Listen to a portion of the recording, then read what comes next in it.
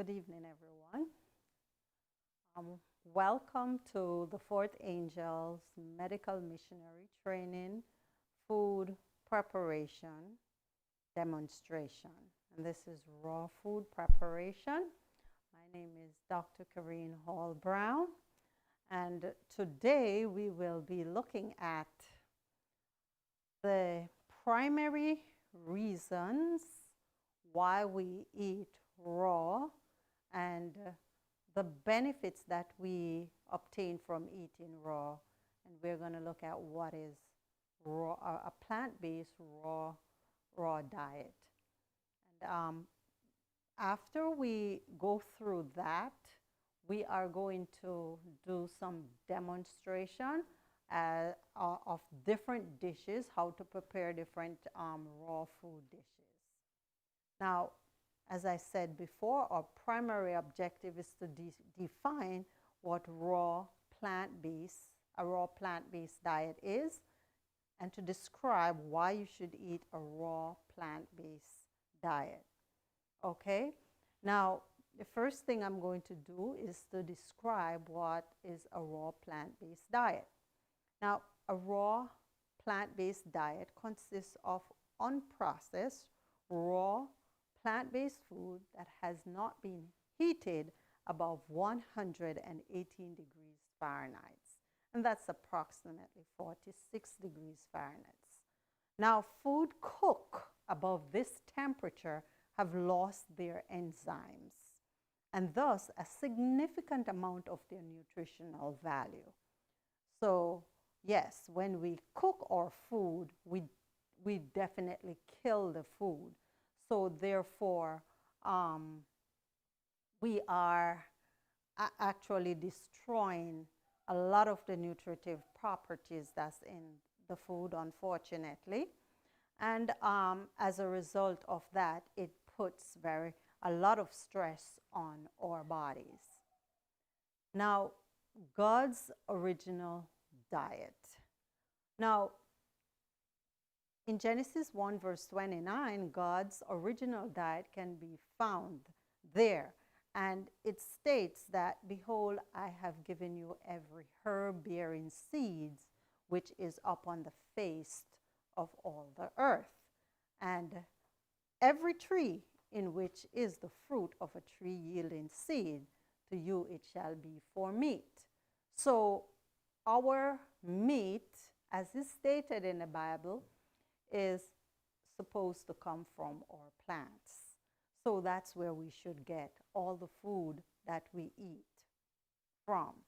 Now, God put Adam and Eve in a garden and in a garden and instructed them to eat a diet of the most simple kind, which he himself provided for them.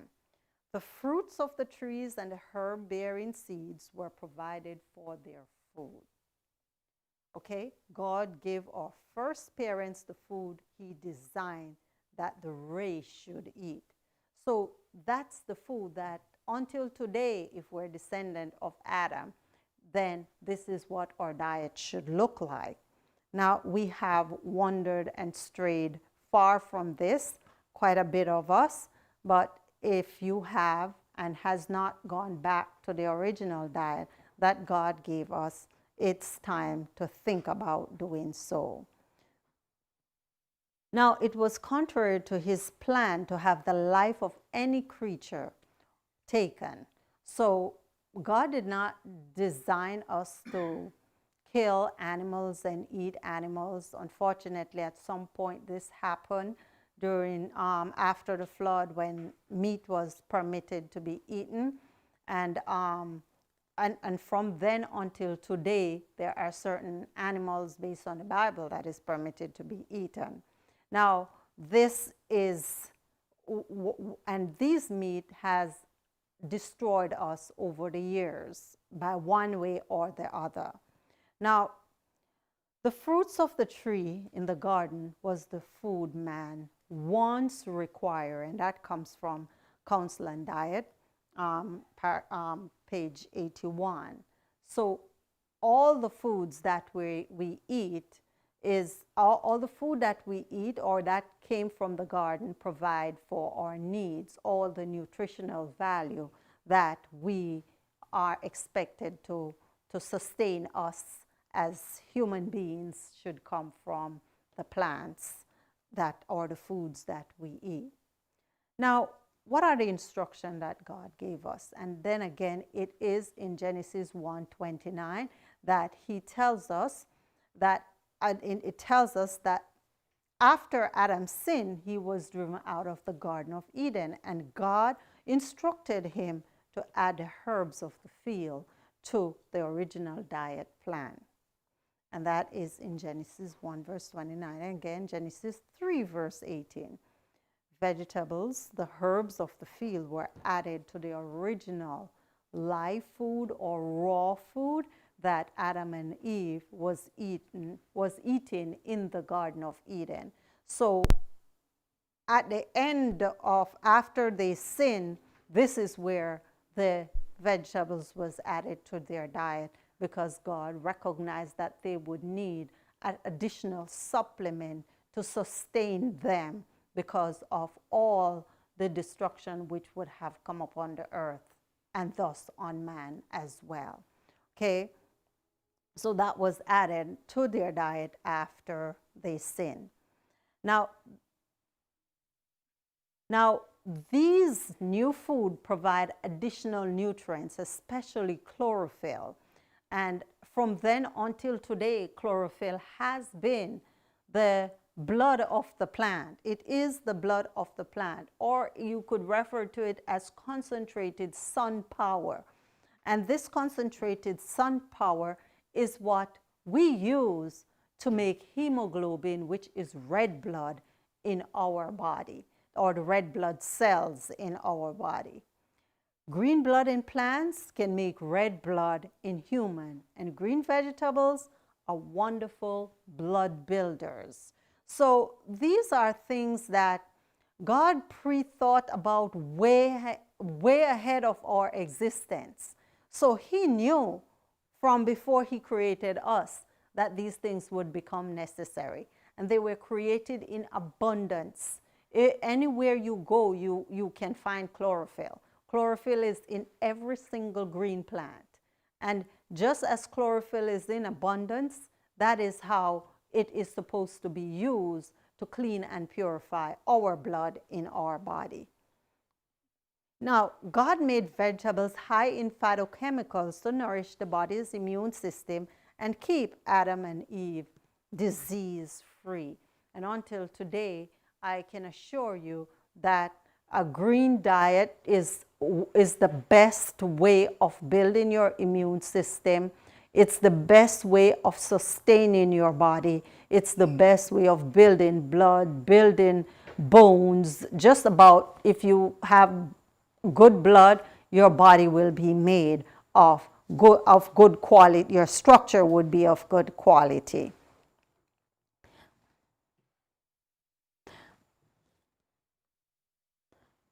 Now, God's original diet, obviously, is a 100% plant-based diet. It is a plant-based diet free of all animal sources. Okay, so there's nothing included in the original diet that God gives us that comes from animal. Okay, so because his intent was not for us to take any lives to feed ourselves or to feed our original parents, Adam and Eve. Now, immediately after creation of that first man, which is Adam, that had to be the food God designed the human physical body to be nourished. So if God gave us that when he made us, or when he made Adam, then it would mean that that's the food that we should eat until the end of time. Now, if we intend to go back to the original state that God designed us in, which is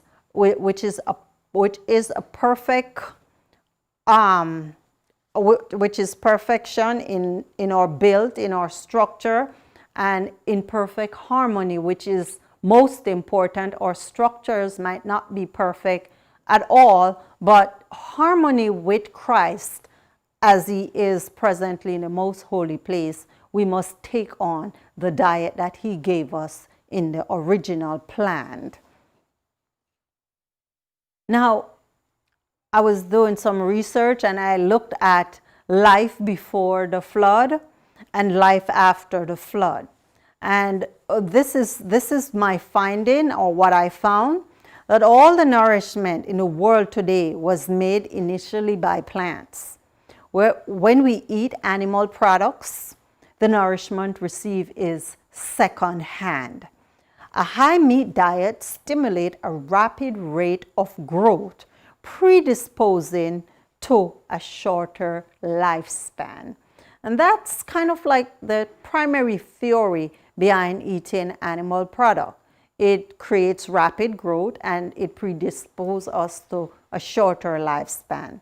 Animal protein tends to run our engines at a higher rate of speed, even when we are at rest, promoting accelerated aging. And that was very profound, and that's something that we need to just take note of. On man's original diet of fruits, nuts, legumes, the average recorded lifespan was 912 years. Animal products were permitted in man's diet after the flood. This shortened his lifespan and reduced his record of sinning, intemperance, fatigue, pain, sorrow, and fear. Okay? So God permitted animal products after the flood. And after the flood, when we look at the average lifespan of 112, compare before the flood, the average lifespan was 112 years old for man. And their diet was 100% plant-based. Now, and this we have 9 generations before the flood up to Noah. And Noah lived for to 950 years. Adam lives to 930 years. And in between that, we have Seth, Enoch, Melchizedek, and Lamech, all of those. And the variation it adds up to an average of 912, which is the average lifespan. Now, the generations after the flood, we have up to Abraham, and his lifespan was 175 years old.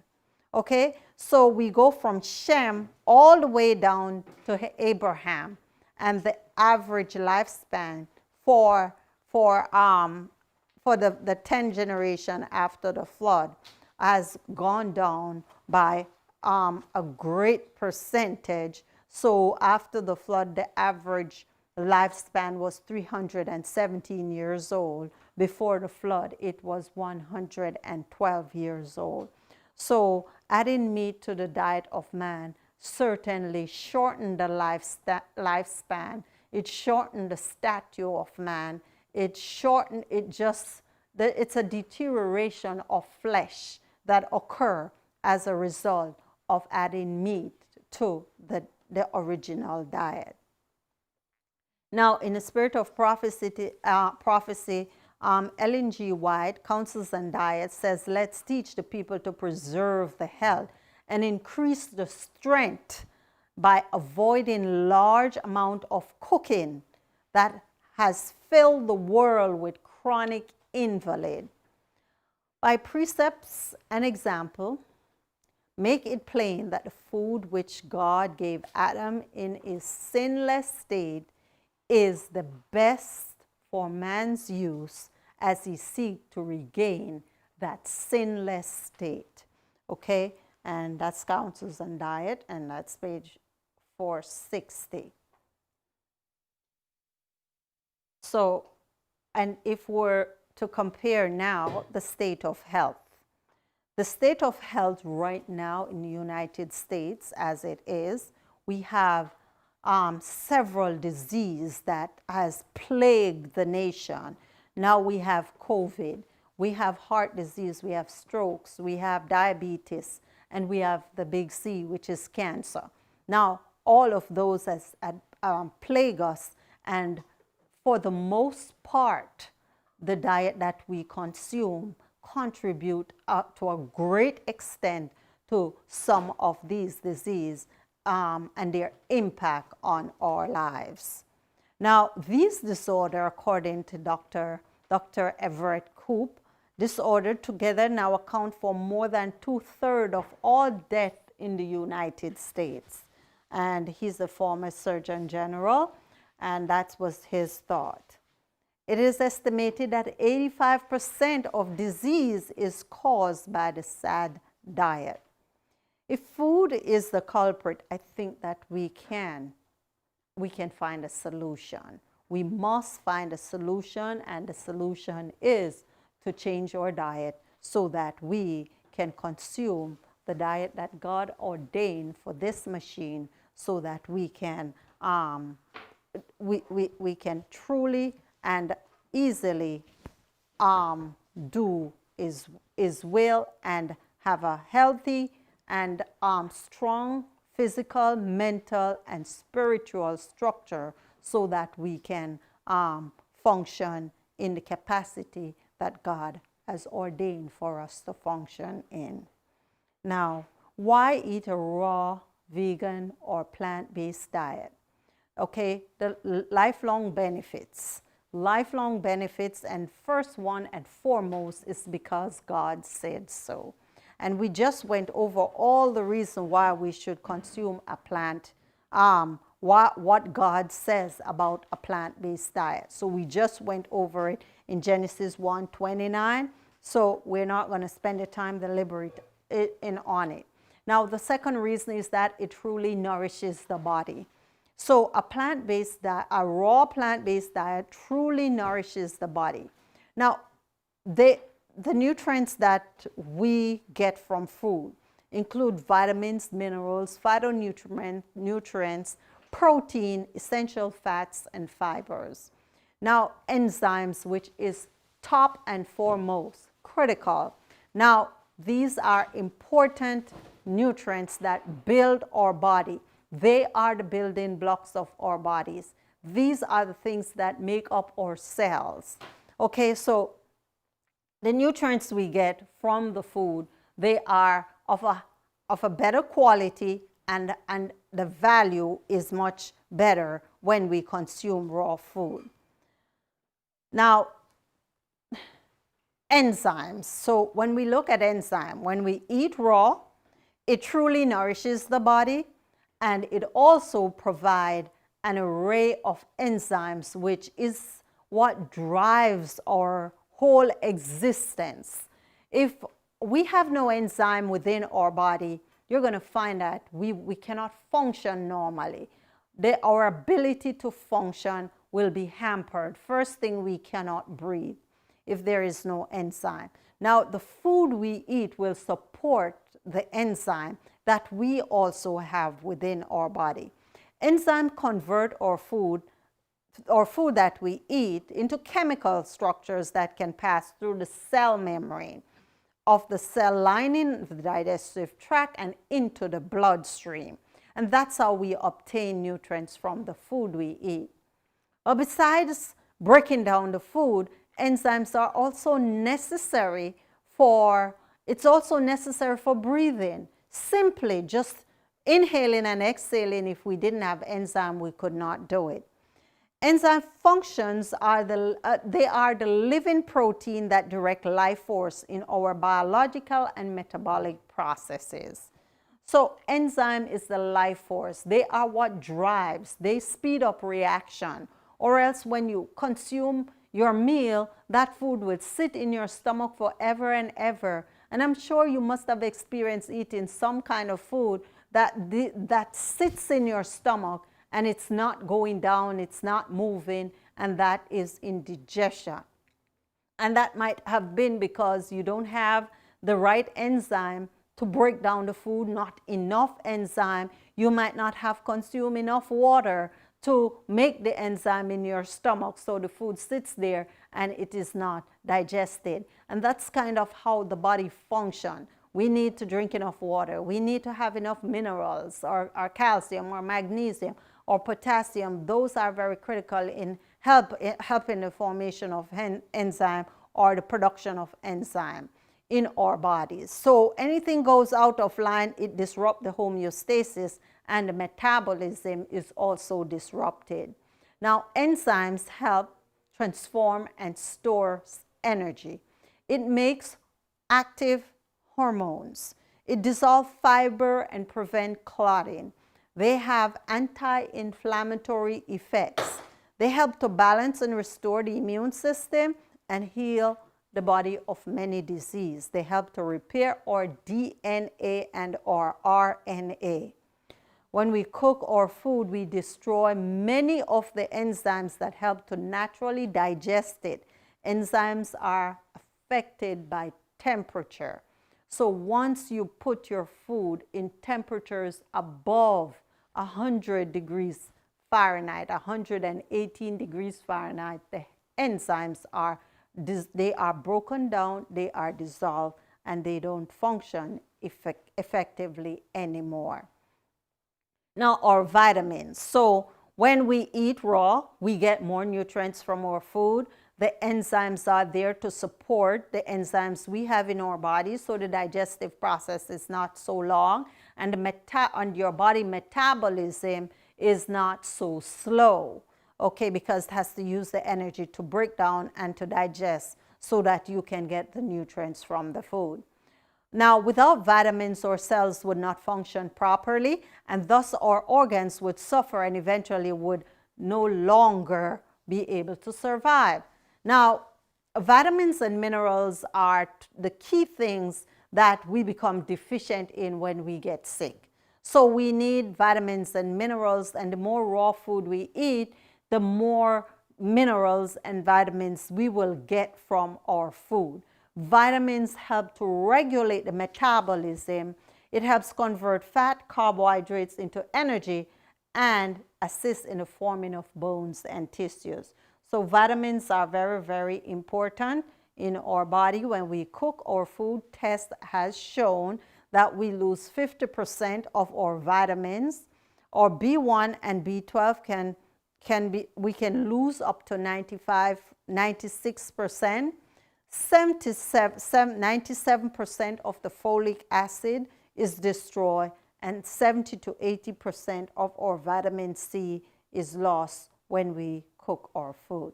So our vitamins are lost when we cook the food. Okay, the enzymes are denatured and we get less nutrients. Now the phytonutrients are what gives fruits their colors. Phytonutrients protect the body and fight against disease. That's why it's called phyto.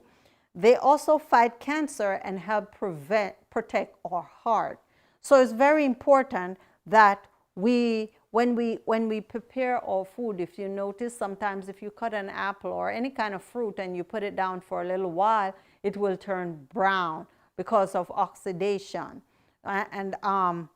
It's very important to eat these food fresh and in vibrancy with all the colors, crunchy if they are by nature crunchy, and preserve the colors as much as possible when we prepare the food. When we cook anything or any of the vegetables that we prepare, sometimes they too turn brown. If they were green, when you're finished cooking, they are as brown as ever. So we want to prepare our meals so that they maintain their vibrancy and their color, so that we will benefit from maximum nutrients from them, because the nutrients is what keeps the engine going. Now, when we eat raw, it also stops craving. A craving is usually a sign that our body is missing something. And something in most cases is nutrients. And in most cases, it's not going to be protein, fat, or carbohydrate is usually vitamins and minerals that we are deficient in. So eating raw ensures that your body is getting what it needs and thus ease your craving. So you won't have as much craving as you would have before. When you eat raw, if you're overweight, you will lose weight, okay? And that's natural. You're going to lose weight because you are carrying around excess fat. And eating raw, you will not be consuming half the amount of fatty foods that you eat, or the food that you eat, it will have more enzymes and you will have a faster metabolism and your food breakdown would be greater. One reason, okay, and our raw foods will also have a lot of fiber, okay? Another reason that raw food is simply healthier as it's nutrients dense, okay? Now, better health overall is obtained because the body is benefiting from a higher level of nutrients that is keeping our body running smoothly and reversing any kind of disease that try to take over the system. So that is why it's so important to eat raw. Now, more energy and vitality is obtained when we eat raw, so we definitely have more energy. We feel more energized, we can do more, and we can go further throughout our day. We don't feel sleepy, and after eating a meal, we feel vibrant and alert. So that's what eating raw. Eating raw balances your pH. So, you know, once you're consuming the right consistency of amino acid and your fruits and whatever for a day, it helps to balance the pH. So your body's pH usually is 7.5, so you want to sustain that. It's usually not at dead 7. So we want to sustain that, and eating raw definitely helps to sustain our pH. Eating raw helps to maintain beauty and reduce the rate at which you age.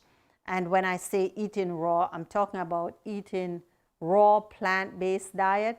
It's not raw meat, raw fish, or raw of anything. It's usually a raw plant-based diet that helps to reduce the rate at which your engine burns. Remember, initially we talked about before and after the flood, and what happens before the flood. For the first 10 generations, their lifespan was 912 years old, and after the flood, it's 312 years old. So it reduces the rate at which your body burns. So therefore, you are not constantly speeding. Your metabolism is not constantly going. So therefore, you will have less burning, and it will result in you preserving your youthful appearance for a longer period of time. Now you have a better digestion and detox. So your body you're able to assimilate and digest the food faster.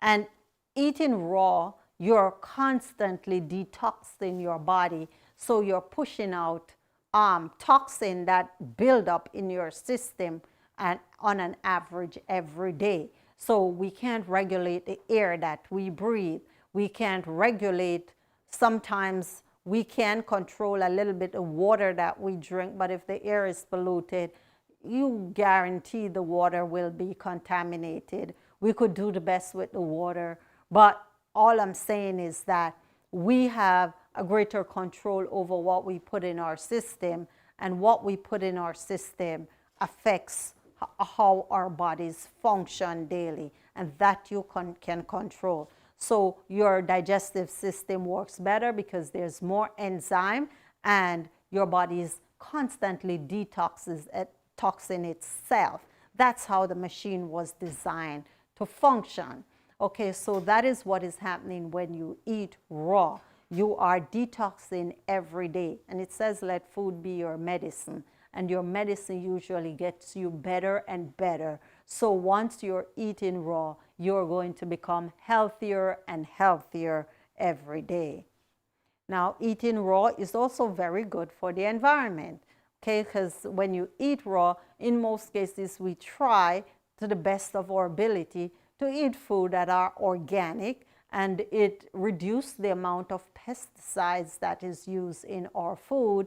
It reduces the general chemicals that's used. So therefore, you are not contaminating the environment, and we just think of it on the surface, but it's very deep in terms of contamination. When we use herbicides, we use insecticide, that all of that, a lot of them are not degradable. They get into our water table, and once they get into our water table, there's no way of getting them out unless you distill your water. Some of it is still, there's some form of trace in the water, and it goes right around and it magnifies and it gets in our system, and therefore we get sick. So, reducing the carbon footprint is something that we do when we eat raw. So, and I just want to encourage everyone to make use of the opportunity when you get a chance to plant your own garden, so that you can experience what it is to grow your own thing and to actually taste the difference in the food that you consume that is coming off the shelves in the supermarket, as opposed to the one that you grow in your backyard, or even, whatever way you choose to do it, whether it's container gardening, whatever space you have, it would benefit you, because then you would understand the difference and you will be encouraged to do it more. Okay, so the environment benefits. Now, the food you eat and the raw food is free of any kind of refined anything. And as long as it's refined, it's no good. So we can just throw it through the window. There's no MSG, preservative. There's no artificial coloring or coloring from, for the most part, the colorings, they can come from animals. For the most part, you have lots of plants that is used as coloring, that we get coloring from. But if you understand, there's a lot of coloring that comes from animals. And if you are eating a plant-based diet and you're reading your labels and you see things like E631, that is coming from a fish or a pig. So you see red 4, it's coming from bugs, and red lake 40, that's another coloring that comes from animal. And if you pay close attention to your labels of anything that is processed, and as much as it might state plant-based, you're eating potato chips, and if you read the label, you might see some of these things in there. So you just got to be very, very cognizant of every single thing. You have to read your label and be aware of what is happening. So the food additives are also something else that is extremely harmful, and the less of it that we can use, the better. And when we do raw foods, we don't use any food additives per se. Now, minerals, so the vitamins, the additives, the mineral, the nutrients overall, the enzymes, all of those are superb and in superior quality when we eat raw.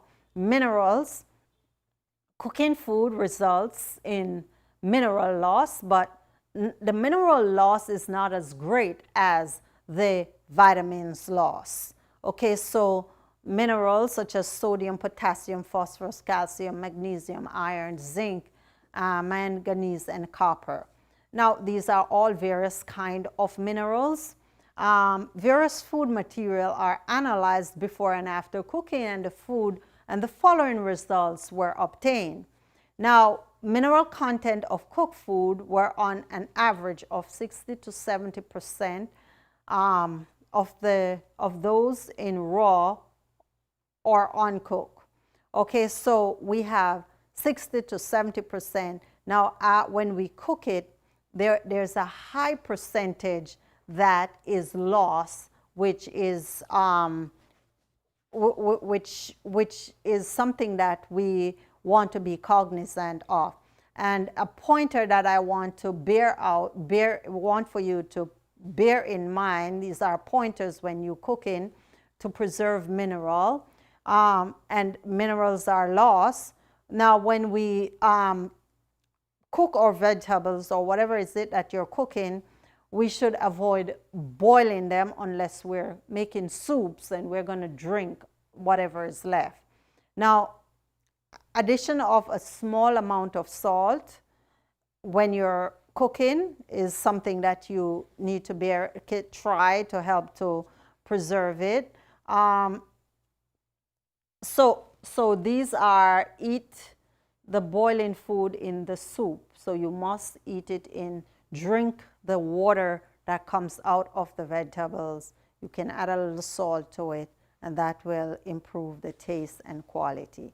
Now, we have different types of raw food diet. We have high sweet, low sweet, and intermediate.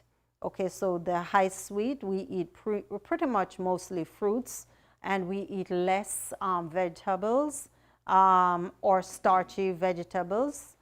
Okay, so we eat more fruits when we eat in a high sweet raw food diet. We have the low sweet raw food diets, and the low sweet, as it says, we would eat more leafy, green leafy vegetables. We eat sprouts, grains, legumes, seeds, and avocados. So for this one, and we might have some non-starchy vegetables such as algae and grasses and nuts. So, and then the intermediate is a combination of both. And this is what I think for the most part, based on the research, shows that most people do a combination of both. And then it also depends on your diet or your health, you know. So you know, there are different health conditions where the variation in the combination will be based on the health of the individual and the target, what you're trying to obtain. And this is a raw food pyramid. And if you notice at the bottom of the pyramid, we have the green leafy vegetables, and at the top we have the cold pressed oils, and that's at the top of the pyramid. Now we have the fruits at the second level. The sprouts is in between, and if you notice the hierarchy, and what you should have most of is the green leafy vegetables. Okay, so those are the ones that you would need to pay attention in order to balance your meal. Because if we don't have a balanced meal when we're eating raw, it could result in us feeling weak, lethargic. It's very, very, very important that we understand how to put our meals together so that they are complete, because if they're not complete, we are going to feel the effects of it. And we could make transition moderately instead of, you know, knowing about raw and going 100% into a diet that is raw. We can make the transition, do what you know, and you continue until you get to that point. And one of the recommendations is that if we are moving towards eating raw, what we should do is try, if you're on a diet which includes any form of animal product, the first thing is to transit from animal products out of your diet to a 100% plant-based diet. And we are not going 100% raw. And then from the plant-based diet, we make the transition into a raw diet, because it can be daunting for some people. So understanding how to prepare and how to prepare the meals and putting them together is very important in order to get to that perfection of having that diet. So thus far we look at we look at the original diet plan that God has laid down for us from the inception of man in the Garden of Eden. We look at the reasons why or the benefits of eating raw, and that's very important. And there are some pitfalls or things, mistakes that people make, and then they would blame the diet. And one of them would be not eating enough. I'd recommend that when you're eating raw, you gather whatever you're going to eat, whether it's for breakfast or for lunch or for dinner. You know, I eat raw and I don't need more than one major meal for the day. And the rest of the time, I will probably drink water, or, you know, if I'm going to have anything else, I'll have a very small meal of something, you know, maybe just something small, maybe a fruit or something like that, or a handful of nuts. But people don't eat enough, you know, in one meal. That is one pitfall. Now, overindulging in nuts and seeds is another thing. We have too much of some things and too little of some things. Eating in sufficient quantities of greens, that is also very important. We must try to include enough green. As we see, green takes up the larger portion. Just like any food chain, the greens is at the bottom. It's the same thing for us. It's just that we're consuming them directly instead of some, for the most part, indirectly. The animal consume them and then we eat the animal. Okay, so that is something that we need to also bear in mind. We have insufficient sleeping, so we don't get enough rest. Insufficient exercise or no exercising. Consuming unnecessary supplements. So it's not all the time we need supplement. And if we're getting enough sunshine, we're exercising. And a lot of times we don't really need supplements. You know, I supplement predominantly in the winter, you know, and this is the time when your body really slows down and you need something to help to boost your system so that it could function a little better. Vitamin D is not much in the winter and stuff like that. So all of those are, you know, it's just based on. So it becomes necessary, if you don't know as an individual, to work with someone who actually know. And then if you're working with somebody who actually know, then they can guide you so that you can get to that point. Okay. Now, and pretty much what we're going to do going forward from here, we're going to transition from here into the demonstration of how to prepare some raw food that, you know, is really dense, and a lot of them are very dense meals, and the recipes will be made available. So you could download the recipe, or you could ask any question that you have. So if you have question, you could send your question in, and then we will answer your questions. Okay, so we're going to make that transition right now into the section where we're doing the demonstration. I hope that this was beneficial so that you have an idea what you're going into, so you will understand how to approach it and what your benefits will be.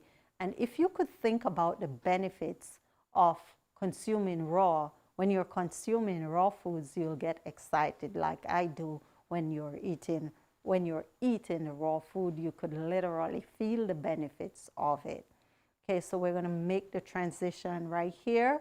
So we're going to move right into the food preparation section.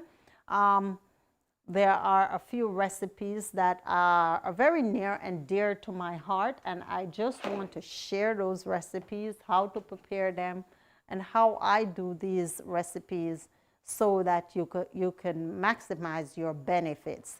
There are many recipes on raw food preparation online as well, so you could use that as an avenue to actually compile your own list of recipes. So we're going to make that transition. I am not going to be doing it solely by myself. So our brother Willis is going to work with me, and we are going to do the demonstration as how to prepare these things. And I hope by God's grace you will benefit from this. And as I said, the recipes will be made available to you. So we're making the transition right now.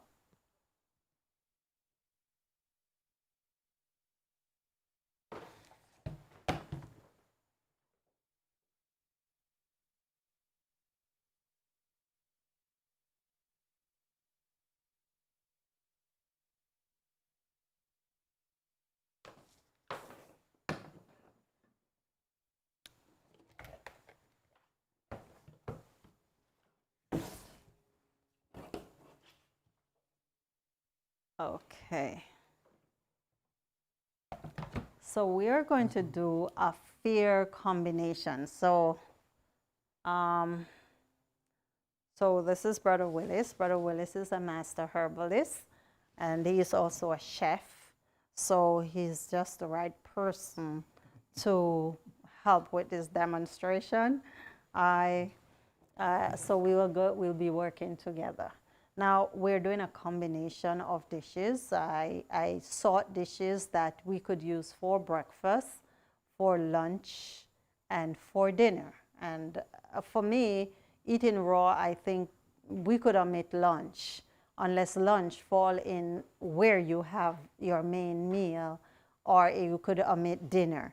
So you don't need all of them. But for this presentation, I'll be doing at least something that we could use for all of these slots, so that you don't wonder, where do I get my protein? Because that's the biggest question that we all ask. Where do I get my protein from? Okay, so we're going to do dishes that shows you where you get your protein from. And there is lots and lots of protein in almost everything that is green, which you might not think about. It don't have to come from peas and beans and nuts, but we're going to be using some of those in our presentation today. So we're going to go right in our first dish, and this I'm going to go in the order in which this will be uploaded. Our first dish will be a main course. It's no meat meatball. And that's the first one that we will be doing.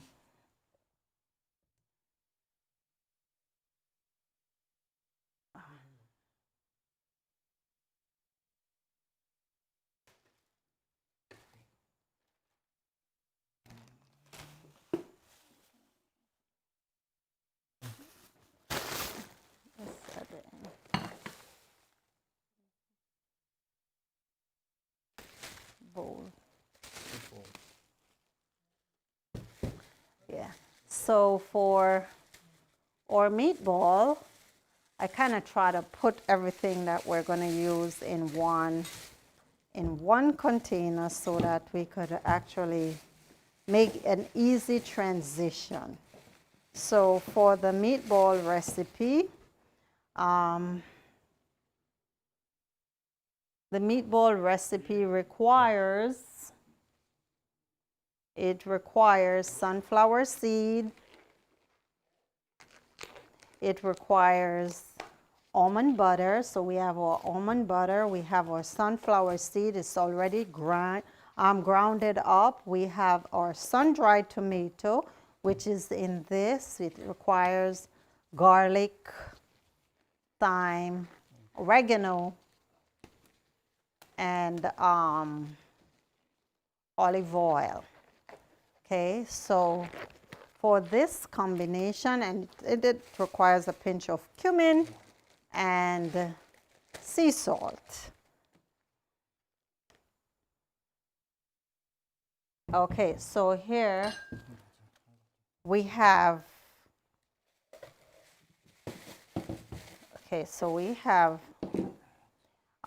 our sunflower seed. And what I normally do, I try to put all the dry ingredients together. And once we put them together, I just make it easier for this presentation, I'll put all of it. Yeah. So all the dry ingredients are here together, and then we just incorporate the wet ones. So all the tomato and some of it. Yes, so all the things that works for seasoning, 1 tablespoon. Yes, so we have, right. Okay. Just need to open it. Okay. This is the almond butter. Yeah. Take this out first and that one. Yeah.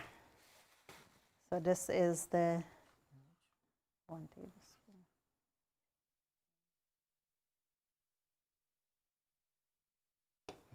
All right. No, half. No, it's okay. It's okay. Another spoon. Okay. Right. And what I do is just combine the mixture. So here, this is a combination of the sun-dried tomato, the fresh basil, the garlic, the thyme, and the oregano, and the dry seasoning were all here combined. And this also was blended with the oil. And no, it's okay. Put it back. Right.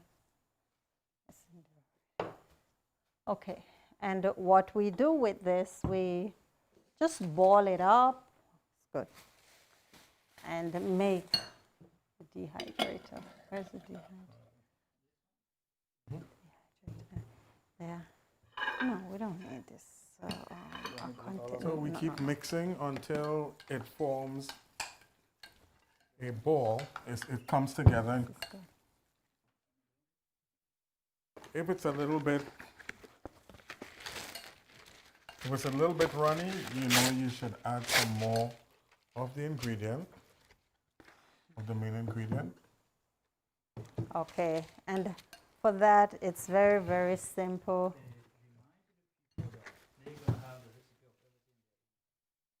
Yeah, so, and as I said, you will get the recipe for all all of the dishes that we're preparing. And this here for the meatball, it's,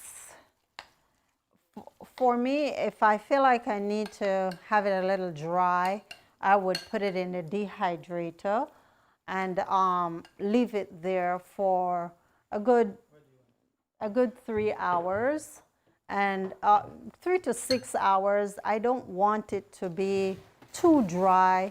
It's a meatball. If you notice, the texture of the nuts were just like your ground beef, and it is seasoned, and you have your meatball right there, and you don't have to do anything else to it once you make the combination. So those are the meatballs. And this dish, we're going to come back to it because we might use this with our spiralized zucchini as, you know, just a dish to the combination. You go meatballs and spaghetti, and that's something that we are accustomed to consuming with a sauce, of course, you know. So this is a good combination. It's a good combination of sweet and sour, and it has the crescendo of herbs is really good in this combination. Now, our next dish for this one, after this, we are going to do, let's do all of them. We're going to do a macadamia cheese, and I call it the Tarragon macadamia goat cheese. And this is just absolutely tasty. It's really very good. I make this over and over. And as I said, I'm sharing the dishes that are near and dear to me. These are things that I do, and I really do them every day. And they are very good dishes for you to try. You know, so I'm not saying try this and I don't know how it tastes. I'm saying try this because I know that they taste really good and you would want to continue making them. And I'm sure your family will actually love this.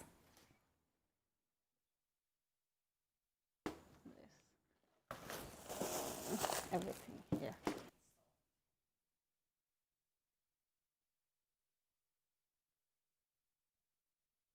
Okay, and this is, go ahead.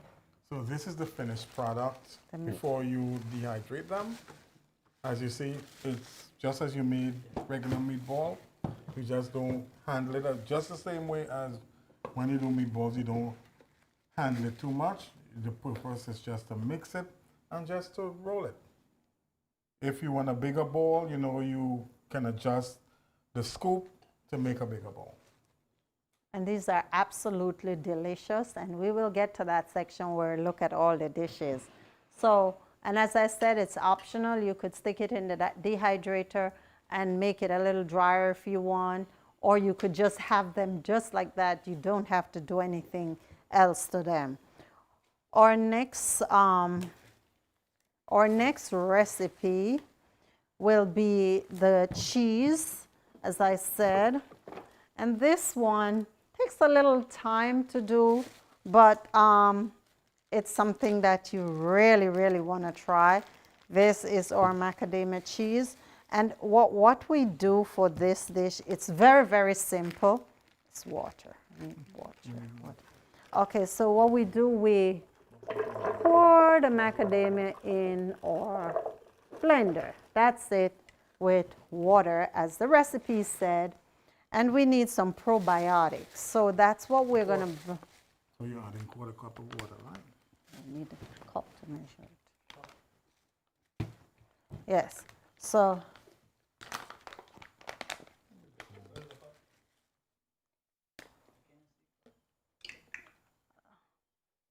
Okay. So we're going to add a teaspoon, yes, 1 teaspoon of the probiotics. And if you don't have this probiotics, you could buy the regular one that you take and open the capsules for and use that.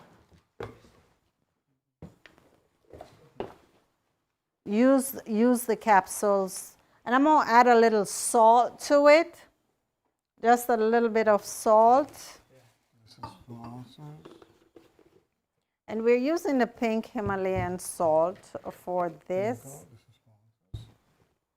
Okay, so this is, yeah, so that's the salt. And okay, and all you do with this is blend the mixture. You're not, it requires tarragon, but you're not putting the tarragon in until after. I leave this for 2 days out so that it can ferment. And then once you leave it out, you just you drain it, and you fold the tarragon in. So this is pretty much.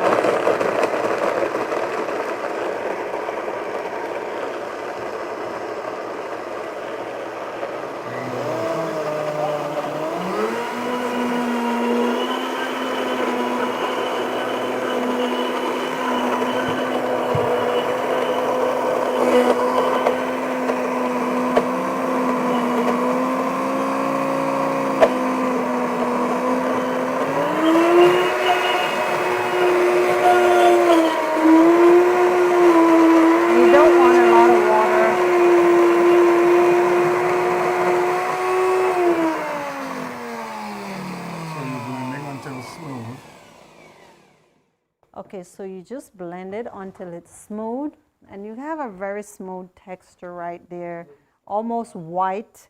And then you put it in a container, No, we're not fitting. So you're going to use this. Get that bigger bowl. Yeah, that's better.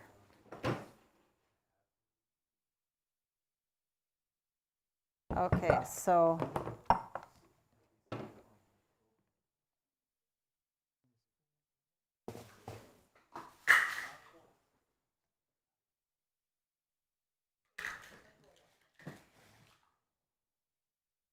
we don't have to use the same.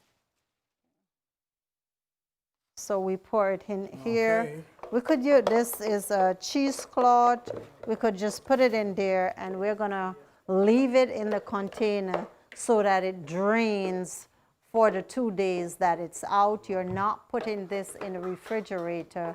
You are leaving it out in the open, and it will stay there. And after the second day, I leave it for 2 days. The end of the second day, you could always fold the tarragon in, and once you fold it in, just have a very, very nice outcome, and we will show you what it looks like at the end. Okay, so you fold it, yeah, and you raise it so that it could drain easily. So you want to rest something at the side of whatever you're putting it in and raise it there so that it will not touch the bottom of the container. And once you do that, it will drain the extra moisture. And once you're done, you're gonna, once the 2 days is finished, you just add the tarragon to it, and that's about it. It doesn't take anything else. It doesn't require anything else. And once you do that, you use this. You could have this with your crackers. You could have it with your bagels or whatever you wish to consume it with. Okay, question on this. Shelf life. In the refrigerator, yes, but how long does it last? Well, the last time, well, when I make this, it will stay in the refrigerator for up to a month because I have it there for a long time, and it was still good. I think it gets better with age. Once you keep it there, it just tastes better as it ages, and that's kind of one of my observations. So this is the finished product. When it's finished, this is what it looks like. Very spreadable. It tastes, for me, it tastes very much like cream cheese. Put some paper towel on this. Paper towel.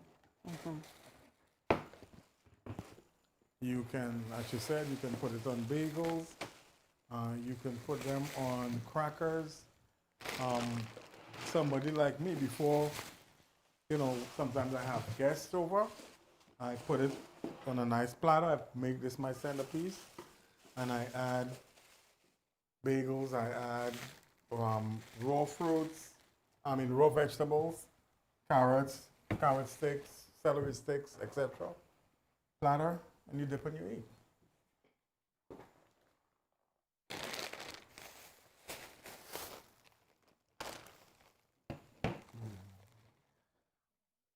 Okay, our next dish is going to be a veggie burger. Yes, a veggie burger. And this requires almonds. It requires carrot, and I already pre-done those. Parsley. And it also requires some lemon juice. Okay, so this is our nuts. So we're gonna take some and we're gonna put it in there.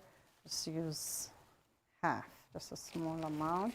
We're not gonna do all of this. Hold on, I think we better. Okay, so we have our carrots, our lemon juice, our salt. Okay, so it's all here. We're going to need some salt in this one. Okay. Rosemary.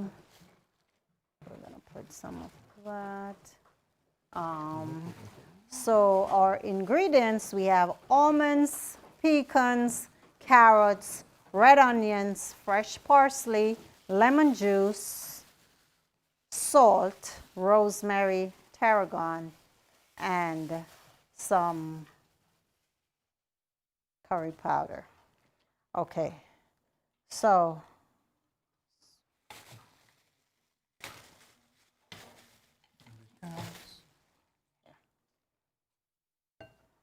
so we are combining our ingredients so we can make our burger.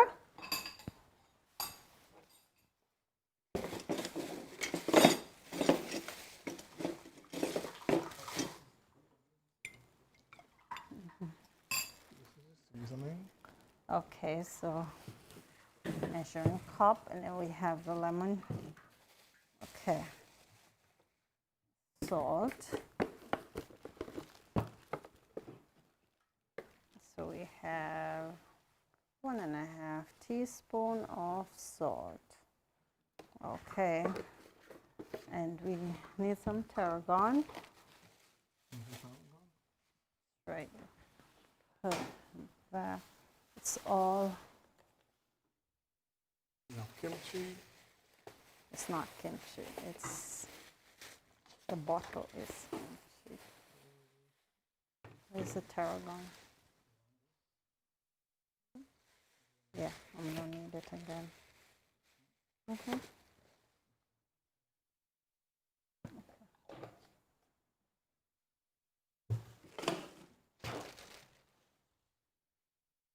Okay, so we put all our ingredients in. I think for this one,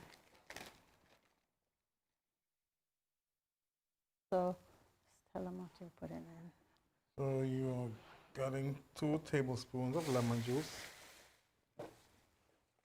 There's the tarragon. And then we're using this tarragon, which is 1.5 tablespoons dried tarragon. So, all right, I think this one we might have to put it in the food processor for a little bit because the parsley is not chopped. So we're going to put everything in there. Oh, we're going to... So you mix again. So he's mixing that, and while he's doing that, I'm trying to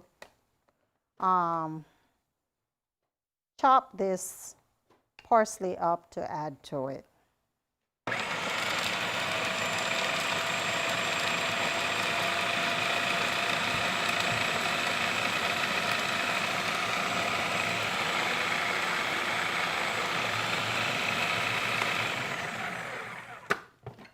Okay, so we have our parsley chopped. We're going to add some of it to it. And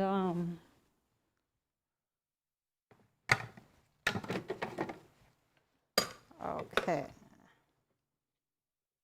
Let's bring that closer so I could put our parsley in. Okay, so this is it.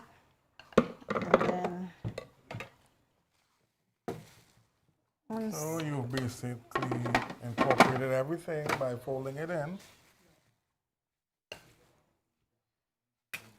Okay, and once you're done with that, dehydrator. Okay. Again, your consistency is just to bring it that it comes together.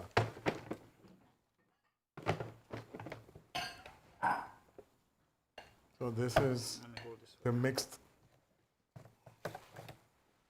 This is your mixed ingredients all together, and as you see, it's wet enough that it can come together. to form a patty. Okay, and we're going to create the patty using this. And then once we create the patty, I usually like to line my dehydrating tray with this paper, the wax paper, so that, you know, it's not coming in direct contact.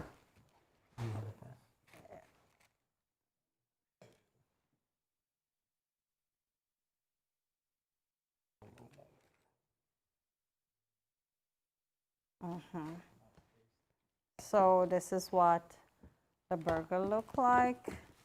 And again, I like textured food, so I would put this in the dehydrator, and that's how I prefer. I just prefer to have it a little dry, you know, so.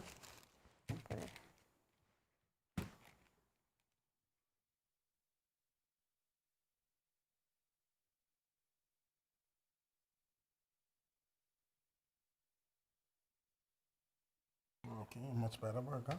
Okay, so we have the patties, and this is what it looks like. It's really tasty. And as I said, all these recipes will be attached to this presentation, so you could all download them and actually practice or try to do them. And they're just absolutely delicious. You won't regret it, and you would wonder if you're eating raw. Okay, now, and that's for our burger. So we're at the halt of that. And the consistency of the burger is very good. And I would put this in the dehydrator. I just like dehydrated a little drier. You know, some people like it a little moist. You don't have to. You could just eat it like that.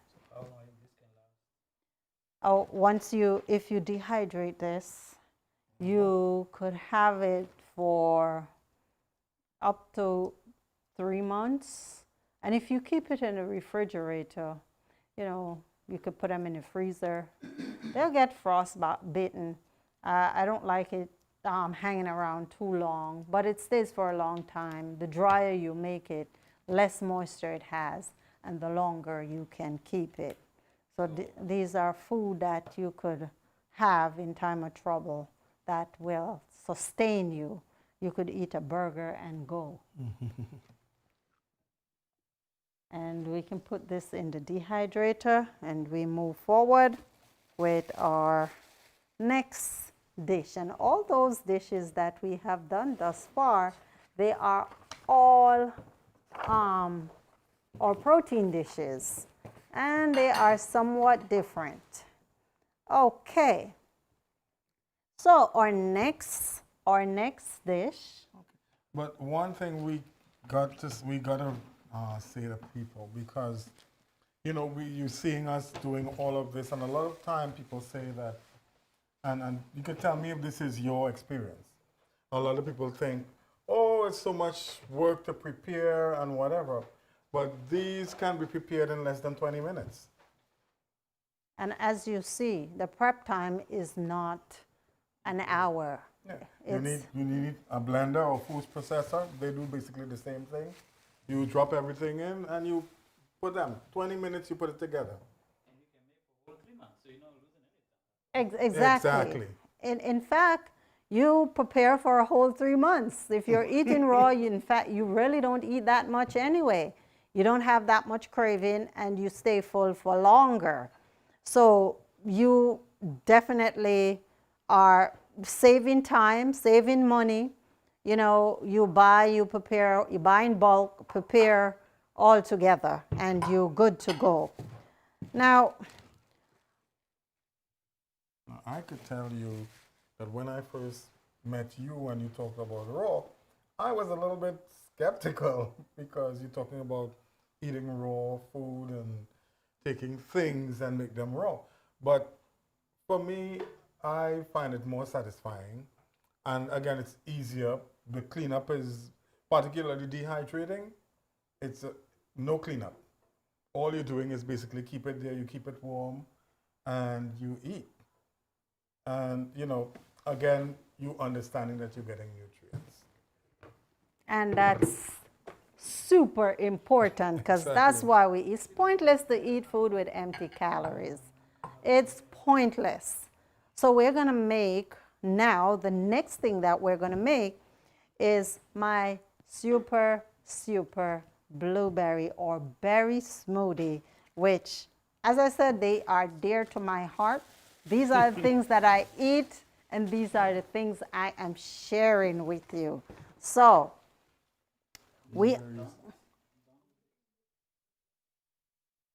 yes, so we're going to do blueberries. This is,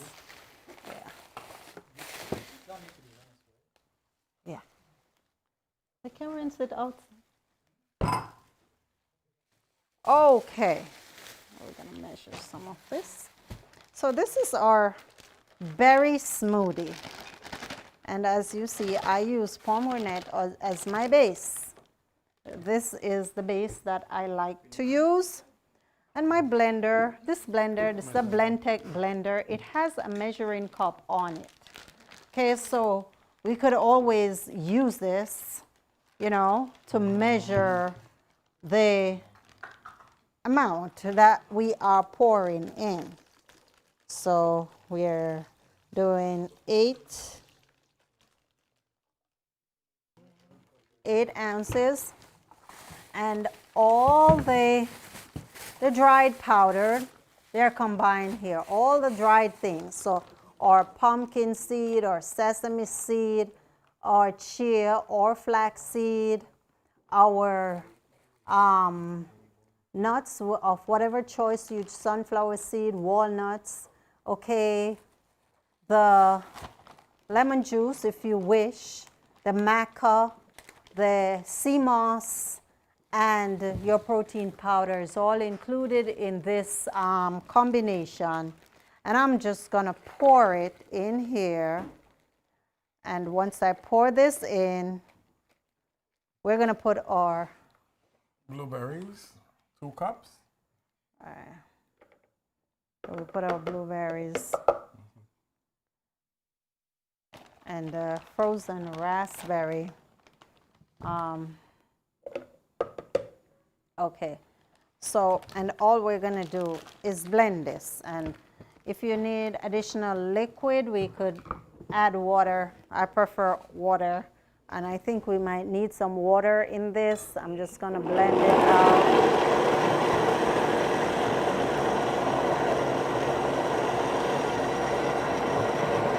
And I like this to be very smooth, so I blend it until it's very smooth. And that is just super.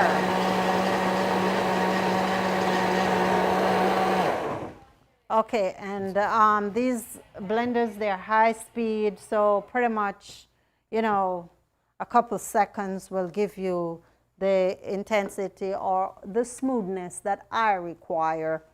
And we could add a little lemon juice to it and a little more water, and that will give you a very filling, complete meal. This here, we're looking at up to, per serving, 516 calorie intake.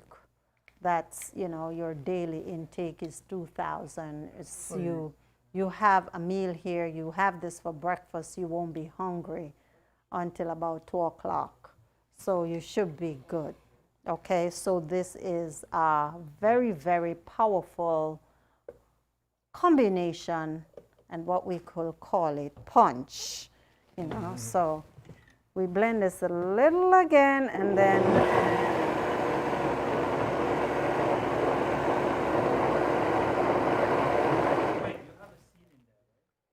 yeah, we have pumpkin seed, we have sesame seed, they are broken, guarantee.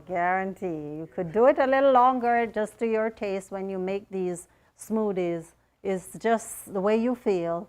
but you know, this is good enough. If you want to make it a little bit smoother, then you could go ahead and make it a little bit smoother. And this is a power pack. You could have this for breakfast. You could have this for lunch. You could have it for dinner. And make sure your dinner is not too late because it will be too heavy. Okay. Okay, so you have the recipe there for the flax crackers. Okay. Okay, so we're gonna do. Okay, so we have the flax crackers and the bagel. So let's see how we could, 2 containers, and then I could show you how we spread these out and form them so that we will have that. Okay, so this, okay.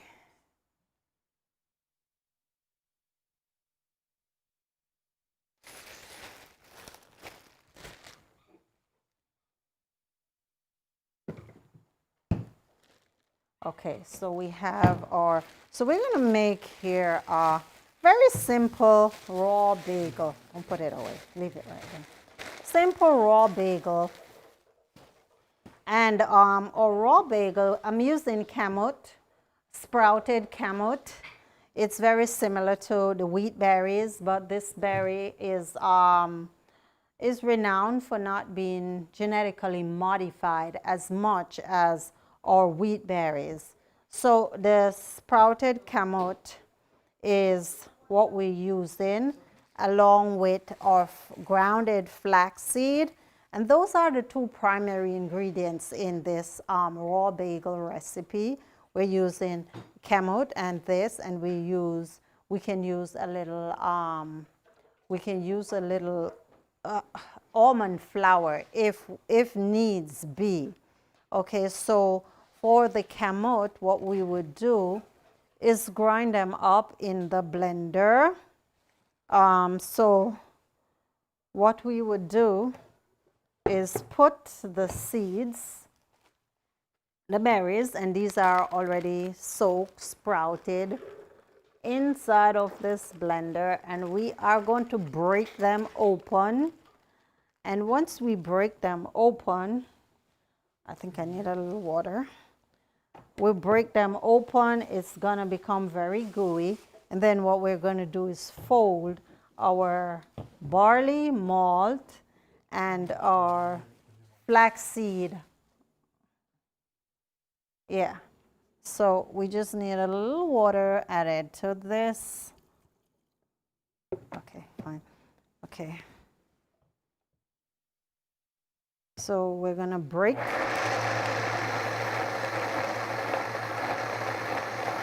And this takes a little bit of time to break, so you could increase the speed.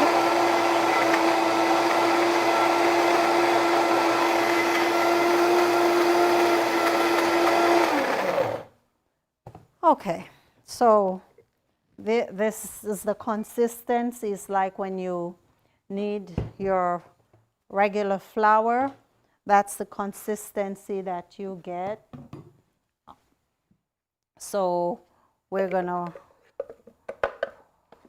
put this in our container here, and then once we do that, see if you notice it's very gooey, and that's the consistency you want. And then once you do that, you're gonna add some, as the ingredient says, we're adding the berries. We're gonna add some, okay, so we're using the barley malt and the coconut sugar. I use maple syrup instead as that combination. That's what I use. And I'm using, here you could use either flaxseed or chia seed. So either of the two you could use. So you could use flaxseed or chia seed, depending on what you have. So we need 2 teaspoons of barley malt in there, and we're going to use some maple syrup. So we're using 2 teaspoons of maple syrup as well. And once we're done with that, we're going to add, it says 1/4 cup of flaxseed. And that's basically what you make for this. It's a very simple recipe. And I won't include the time that the barley malt takes to, so that's the flaxseed. And that's 2 teaspoons of the maple syrup. And we're going to add a little bit of salt to that. And that's the combination for this, 1/4 teaspoon of salt. Okay.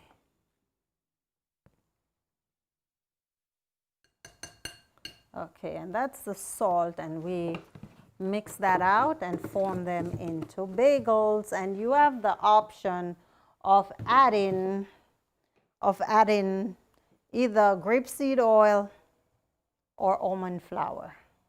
The consistency of this is somewhat Doughy. It's very doughy, and then you dehydrate this at 115 for 6 to 12 hours, and you get the bagels just like you. And that probably will take, I mean, it's gonna, the flaxseed take a little time to swell up or absorb the moisture. So it's right. So once you set it for a little bit, it's gonna become dry because the surface area of the flaxseed is you have a large surface area because it's grounded, and it's gonna absorb it, and it's gonna be very doughy. So we're gonna leave that to rest for a second, and then we're gonna do our flaxseed. The flaxseed, we're gonna use some of this. The flaxseed crackers. So, you know, I love flaxseed crackers, and there are variation in recipes, you know, so we'll come back to the, so that's the sprouted, okay. So, okay, so for the flaxseed crackers, we are going to, okay. We're gonna start this one. So we're gonna do, we have 2 recipes here, so we can do the simple one. So we're gonna use, okay, so for,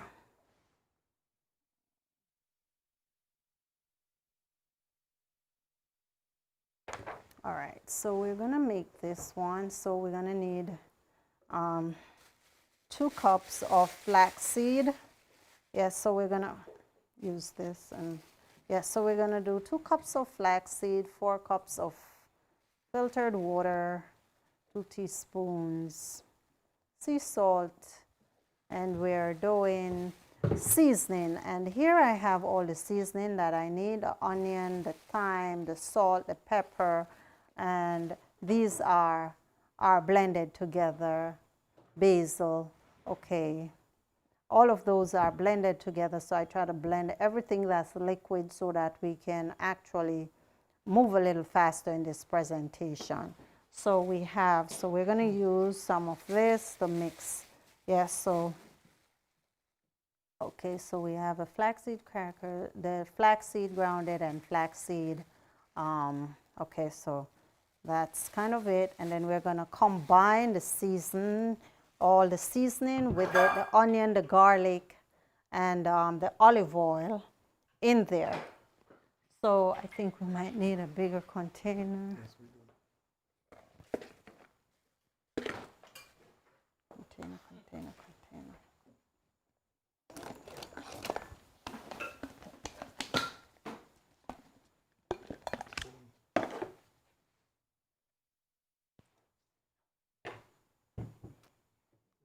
Okay, and then once we do that, we need a lemon juice, so we're going to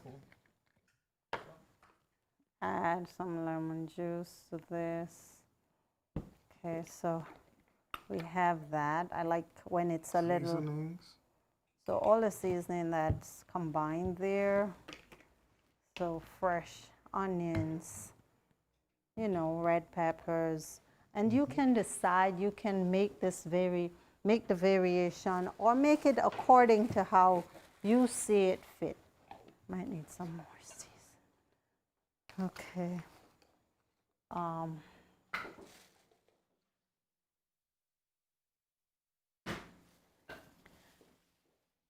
And then we're going to combine this now, mix this in. This has like a little bit of cumin. I like this flavor. So, okay, so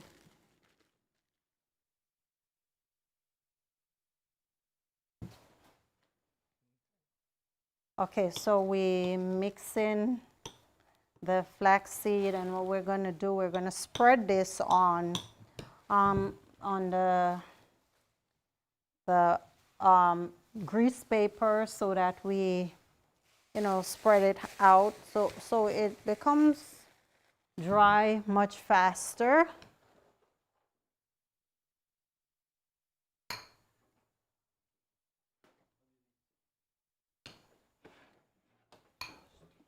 Okay, we're going to need a little bit of water in that.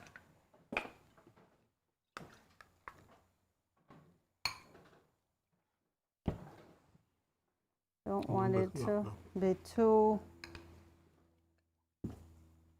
Okay, so that's pretty much our flaxseed. We have our flaxseed or filtered water, salt, seasoning of your choice. You could make it into what you want. Your basil, your olive oil, sea salt, your lime juice, or your lemon juice, thyme, rosemary, sunflower seed. All of that is included here. And take a little more water. That's good. It's okay. Consistency is good. Huh? Consistency is very good. Okay. Okay. All right. And for this, I mean, we're just gonna rest it on this board, and we're gonna use this grease paper, and we're gonna spread some of it. And then what we'll do, put that in our dehydrator, and then we dry it out. It makes it into real nice and crunchy crackers.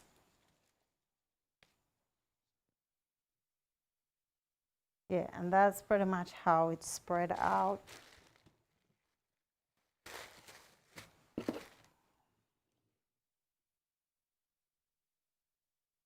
And we spread it right out into a thin, maybe less than a half an inch, quarter-inch thick. And that gives you, and then you trace it so that you will have it easily broken once you're done. So that's our flaxseed crackers. And some people add more flaxseed so you can have the whole flaxseed in there, and they're very visible. I like them a little crack when I'm making it. I just prefer to have, you know, it still gives you all the crunch you need when you do it that way. So I think we did one sweet. Huh? Look at that. Yes, and you could, you know, this is probably the best way of doing it in terms of putting it. I just spread it out and have it mark it so that it's for the right you know. So you can break it off. So it breaks easily. Yeah. Cracker itself. All right. And we have our burger, and we have or crackers, which, We'll plate it later. you know, it kind of comes out looking like this. You could easily break it along the line. You know, it breaks off easily. You know, this is what it looks like.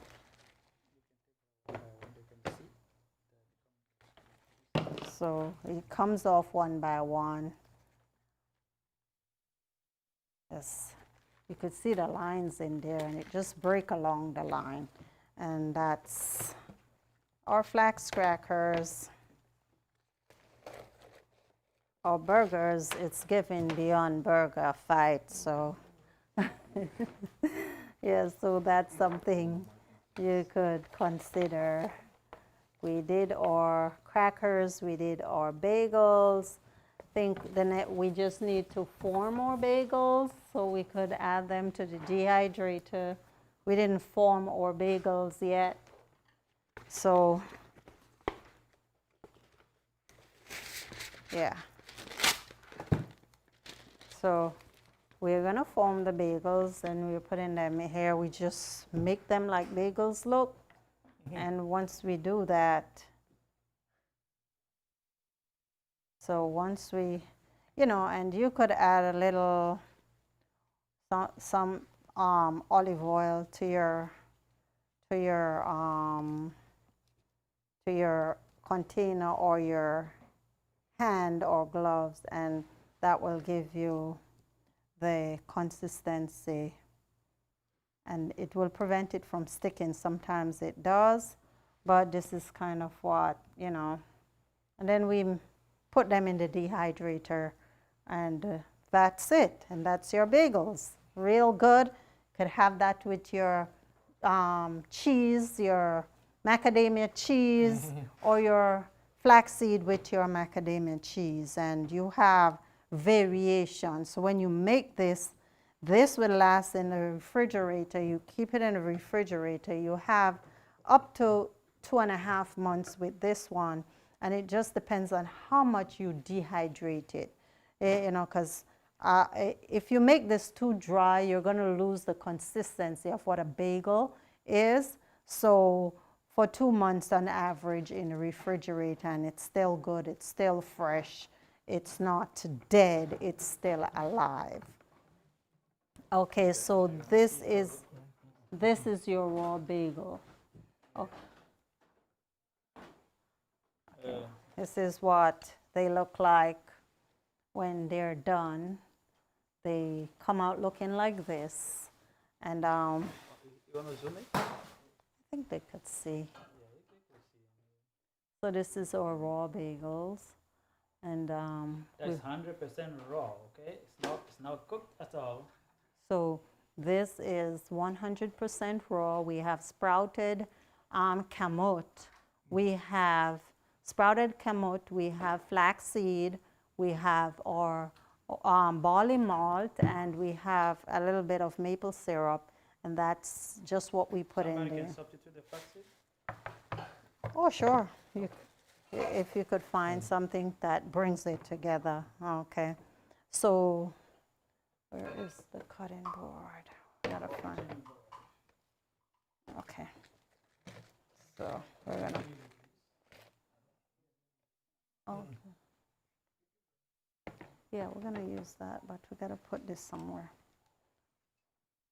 Hand me the board underneath the flaxseed. Maybe you can take it down and put it in. Okay. Okay, so it's a marathon. So we're moving on. We are making progress. I hope you are somehow benefiting from this, because I think this is such these recipes are just so great. I don't see how I could eat any better. Okay. Here. Okay, so here for meatballs, so we're doing the raw zucchini. And we already have them, like, already washed and in a position, so we can actually just show you how you use. And this is the machine that you would use to oh, okay. The best dehydrator. Brother Willis, you want to share the name of your dehydrator? Because I just feel like, that's the best of all dehydrator. But for starting, I mean, that's kind of a very big dehydrator. So I would not recommend one of the round dehydrator. Within safe means. Samsung, they have a very good line of dehydrator, but what I find is that the one that I personally use or have is very big, and it's too big for starting. That's one of the finding. So you could buy almost any of them that has a front loads. Just buy one of them. They all work just the same. And it's best to get one that has a timer on it so that it will automatically go off, and that's how I would put it for now if you're just about to start. Yes. So this is a machine that we use to make spaghetti, and we're doing zucchini today, but you could do other stuff. You could do sweet potatoes. You could do carrots. You could do beets. There are many variations of colors that you could do, or foods that you could actually spiralize and get, a very nice combination of things that would replace your pasta that you eat. So we are going to just briefly demonstrate how we use the machine, and it's very, very simple. You just cut both ends as I do it, and once you cut the ends of it, you just start spinning it. It is. It turned probably the wrong way. Yes. Right. So, and these machines, they come with different blades. You have the smaller blades, so you can get your spirals looking like this, or you could change the blade. I prefer the smaller ones, so I'm gonna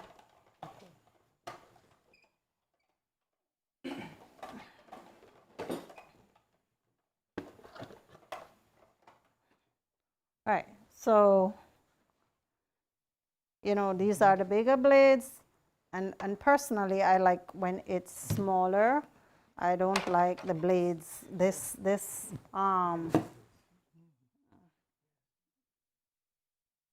variation of, right. So you could always,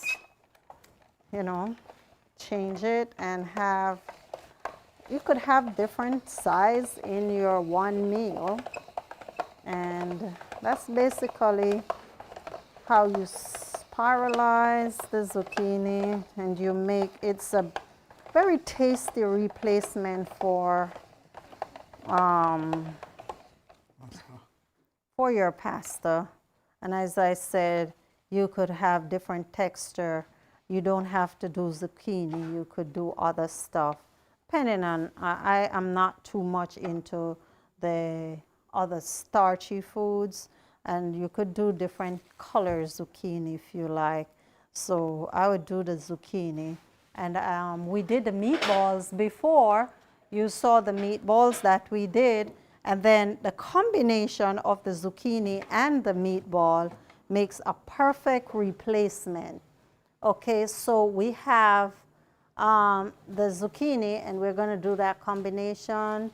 So we have that, and we also have a sauce that goes with the zucchini, the sauce that goes with it. You have garlic, onion, And then we have the fresh basil, and those are the ingredients. You would just blend them all together to get your zucchini, the sauce for the zucchini. So we're going to make that. We're going to make that, and we have our onions and our garlic here. And this requires onion. We have half an onion, 1 garlic clove, roughly chopped, 2 cups fresh basil leaves, half a cup dehydrated pumpkin seeds. We have our pumpkin seeds. We have our cold pressed olive oil and 2 teaspoons of lemon juice to taste, a pinch of cayenne pepper and salt. So these are the basic ingredients that we are using for this sauce that goes very well with our zucchini. So these pumpkin seeds, they were dehydrated. They were placed in the dehydrator so they become very crunchy and they're very tasty. So here we need a half a cup of pumpkin seeds, and all our seasoning are here in this recipe. We have our garlic or onions, and they are combined there. Okay, so, and we are going to put some basil in it, which is going to give it that basil flavor. Okay, so we have lemon juice we're adding a teaspoon of lemon juice. Okay, yes, and this lemon juice was pre-juiced. Was not bought in a bottle. It's homemade. So that's our lemon juice, a pinch of cayenne pepper. Okay, so we're gonna put some cayenne pepper to spice it up. So it's gonna be a little spicy, but that's good too. You know, spicy is good. Okay, so we have our cayenne pepper, and what is, okay, and then a little bit of salt. Okay, and then we're gonna blend this.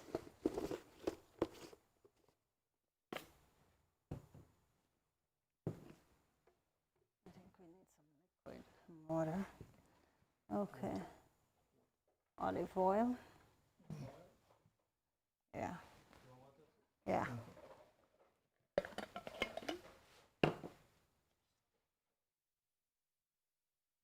Okay, so it is quarter cup, half cup. Okay, so we need cold pressed olive oil. So we're putting that much. Says half a cup of cold pressed olive oil. And let's see, we're gonna blend this. Let's see how well it blends.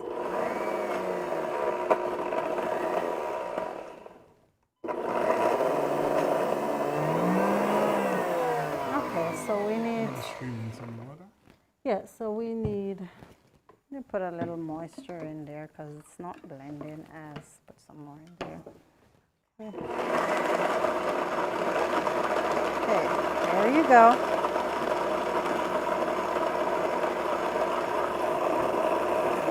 So you blend until smooth, and then we're going to combine this with our zucchini, and we are going to get our zucchini and pumpkin seed pesto. And that's the combination. Okay.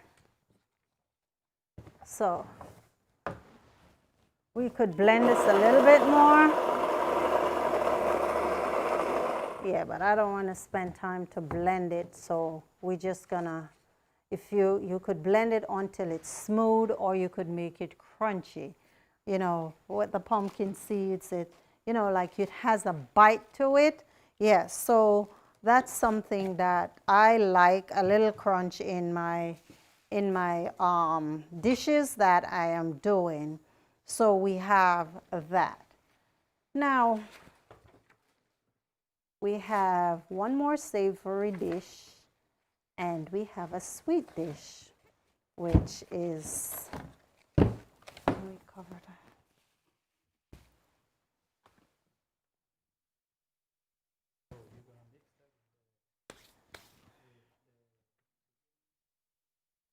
Yes, so we will do this combination once I will show you how we make the combination in a little bit. Okay, so our next recipe, and we are moving in, if you have questions, you send your questions in. Okay, so we're gonna do raw blueberry cheesecake, and that's what we're gonna do. Can we put this in the igloo, please? In the, yes. Okay, so we're gonna do this cheesecake combination.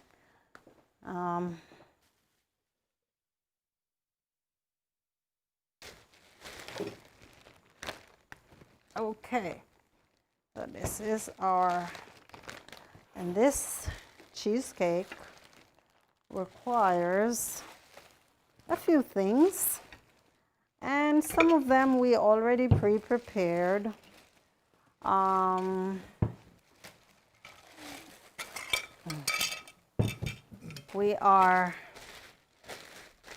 It has several parts. So we have the crust, which is walnuts, and here this one calls for cinnamon.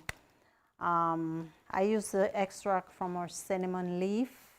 I don't use the bark of the cinnamon bark. I use the leaf, and I extract the cinnamon from it, and it creates a liquid, and that's what I use for the crust. And then you have a little bit of salt and dates. And yes, so what we're going to do, the crust is already pre-made, so we're going to just line the container. And you could use one of those spring foam containers, the baking, you know, or you could use a glass one like this. You know, the other one is, you know, somewhat easier to access the outside if you're decorating. But we're going to line this with our crust. So this container, yes, is a little bit wet. So what we're going to do, we're going to just dry it out a little bit, and just, so what we did was we combined the dates along with the, we create the base for it. Yes, let's press it out. So we do the base, and we line the entire container with it. And while he's doing the base, we could work on the fillings. Okay, so the filling requires that we must have some cashews soaked overnight. And you could do your cashews in bulk if you want, not all of it. It's too much. Yeah, so you do it in bulk. Too thick. And then once you do it in bulk, you freeze it. You can rehydrate it, freeze it, and then you could also dehydrate it as well. Yeah. So what we're going to do, I'm going to work on the filling while he works on the crust. So our filling requires lemon juice. So we have our lemon juice that was pre-juiced. So this is one big lemon juice, and we're going to take it that this is 1 big tablespoon of lemon. And I like things when it's a little bit tarty. I like high vibration. So for me, the lemon juice is good for me. We have the coconut milk.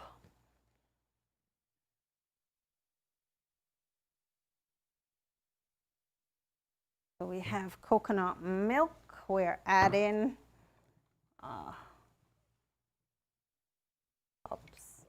okay. So for the coconut milk, yeah, I'm good. Okay, so we have our half a cup of coconut milk. Okay, so we have half a cup coconut milk. We have milk and lemon juice. Okay, and our coconut oil. This got somewhat hard. Yeah, I need something to take it out.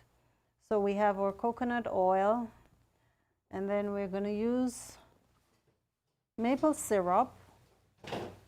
We're using the maple syrup. Okay, so we need,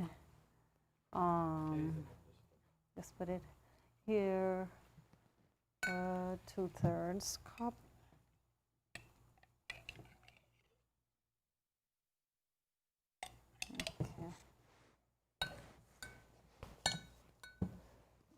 So that's your coconut oil.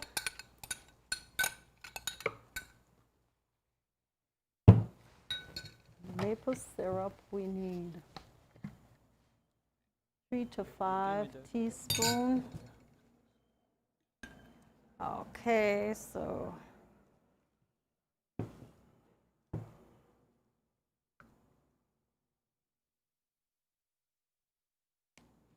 okay, so we use. Okay, here we done. Okay, so we have our, and then we are going to add some vanilla. So we have our vanilla powder. We'll add a teaspoon of that. This is what it looks like. And then we need blueberries. Yeah, so we need.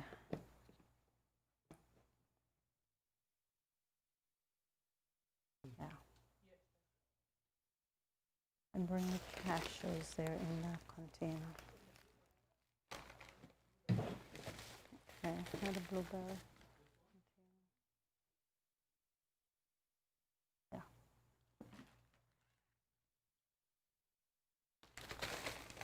Okay, so we're gonna need.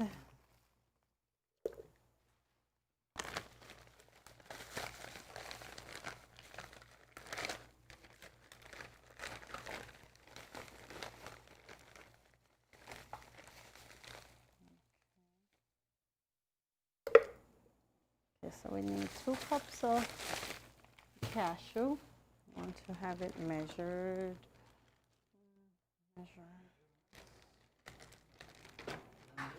Yeah, that's fine. Great.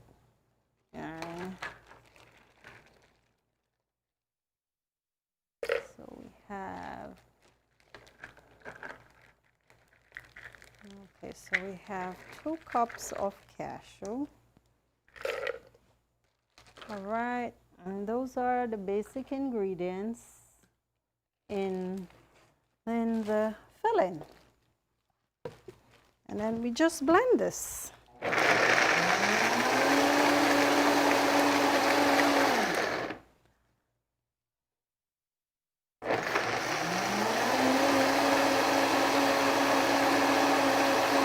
So we blend until it's smooth.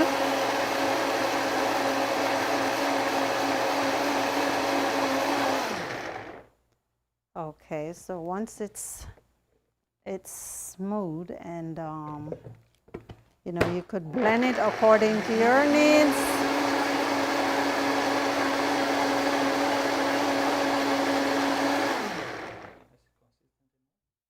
Oh, I think it is.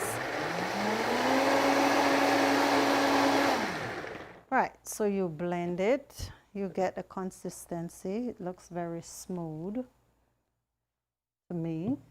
And once you do that, you can pour it on your base.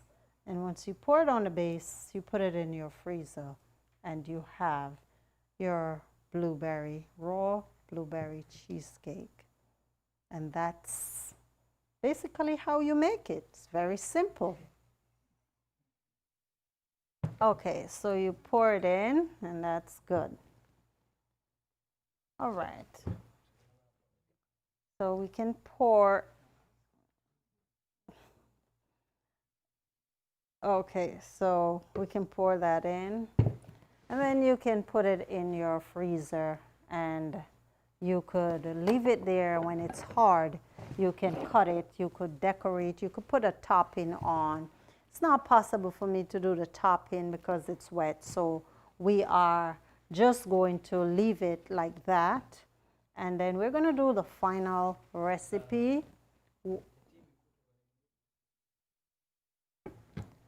Just hold on. Yeah. So the final recipe for the evening is our raw broccoli nettle soup. So here, as we progress, we are trying to incorporate some of our herbs that we learn in our herb class, like stinging nettle and herbs like those.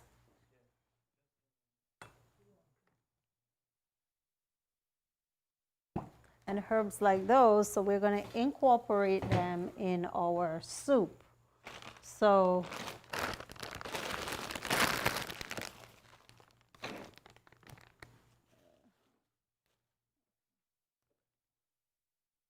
okay, so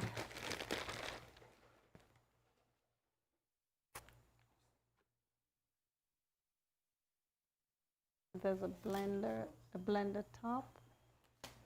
Okay, so we are going to make our soup, or raw broccoli and nettle soup. Yeah, so we need 2 cups of broccoli. Look in the container right there, you see more tops. We need 2 cups of broccoli florette. We need a 1/4 cup of nettle leaf.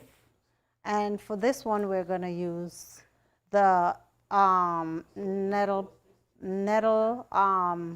juice extract, 1 avocado, 1/4 cup of the flat leaf parsley, and then we're going to need lemon juice, garlic powder, onion powder, and I prefer to use the fresh garlic, the fresh onions, and or cayenne pepper and Celtic salt, and that's what we're using in this combination, and a teaspoon of sea moss.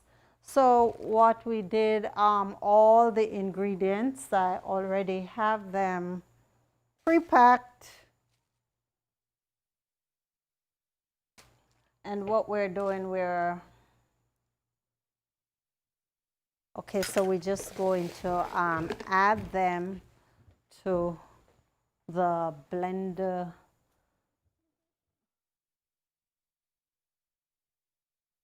Okay, so we have them pre-packed, so we are doing our juice, and this is an absolutely nutritious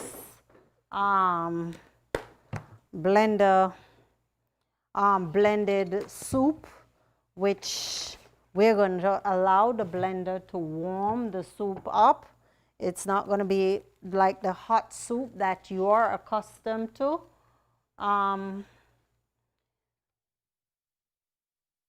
So what we're doing, we're going to combine. We are going to combine the, can I have the top now? Okay, so we are blending this. So we need, let's do the measurement. So we're going to measure. So we need some of our broccoli florette. So we need 2 cups of broccoli. And that would give us our 2 cups right there. We have our onions already cut here. So we have have onions. And we have our parsley, which is a part of this. We need 1/4 cup of parsley. Okay, so that is there. And we have our seasoning right here. That is ready to go, and we're going to need 1 avocado for this combination. So we need 1 avocado, so we're going to, and our nettle. So we're using the nettle leaf extract. So that's what we're using as the base for nettle instead of the leaves. So we're putting the broccoli in here. We're gonna pour all the ingredients in. We put in our avocado, and all we're going to do is blend these together, and it's as simple as 1, 2, 3. We use 1 whole avocado, and this is how I like to do it. I just take it out like this. Just put it in. Okay, and these are our measured seasoning. So we put in our seasoning in, and this is all. Okay, and we need some more water. We need a cup of water. Okay, 1 cup of water. Okay. Okay. Right.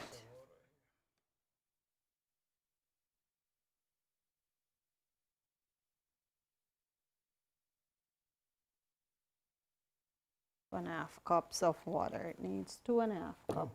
2.5 cups. So just pour it out there. I'm going to start the blending, and then I'm going to add as we go.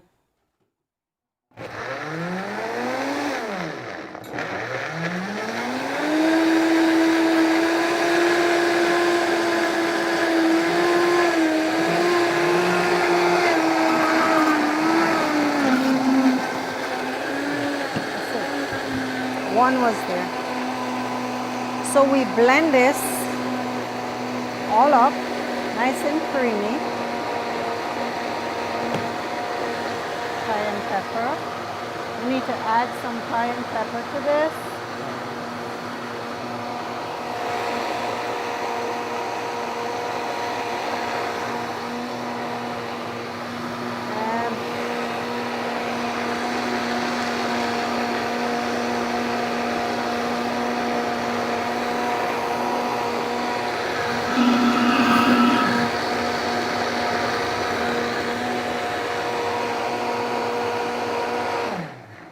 Okay, so we have our, I guess we could blend it until it's warm. Usually it gets warm in the blender, and some of our blenders have a gauge for soup, so you could blend it a little more if you prefer it warm, and that will give you the consistency. And then we have a cashew cream. We use 1 cup of cashew water and lemon juice again to make the cream for this mixture. So there's a cream that comes with it that we just add to the soup itself, and this is the consistency. It's pretty thick, very nutritious, and this would add life and vitality to your day. You can't lose out on a soup that is rich in omega-3. It is rich in all the valuable nutrients. We have our nettle, which is very, very high in our silica, which will help in the building of our collagen. It helps in the repair of our tissues. And we have our onions, and we have our cayenne pepper, which is going to drive all of that in our system. And that is a powerhouse of a soup right there. We didn't cook it. It's rich in enzymes, and you can't get it any better. Well, that brought us to our last recipe, and we hope that this was beneficial to you so that you could actually start with your raw diet, moving forward. So what we want to do, we want to pause for a minute, and I just want to show you guys all the recipes that we did so that, you give us a few minutes, and then we're going to show you everything that we did. And I hope by God's grace this was beneficial to you and that you could, yes. So we're going to have a display of all the things that was done so that you could see, and it's only a pity you're not here to taste. Maybe the next time you will be able to taste the recipes, but I can assure you, I'm not lying, these recipes are extremely delicious. They are life-giving, and that's important too. So give us 10 minutes, and we're going to come back and show you all the recipes that we just put forwards in their finished form so that you could actually, plan your own dinner, your own party, and you have all your display of the dishes that we just did or your dishes that you did. If you have, and if you have any questions, you can always send your question in. If you like this, you can give us a thumbs up. And if there's anything that you would like in particular, you could also, just send in a request and we will work with you. Thank you very much. So see you in the next 10 minutes. We're going to prepare everything. Say anything about this? No, I didn't.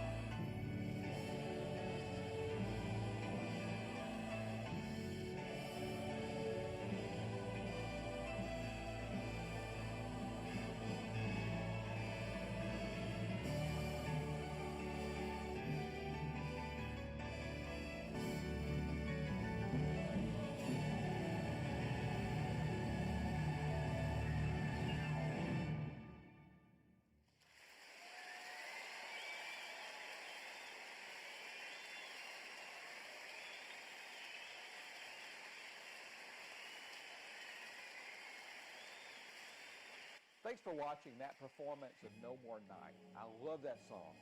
No more night, no more pain, no more tears, never crying again.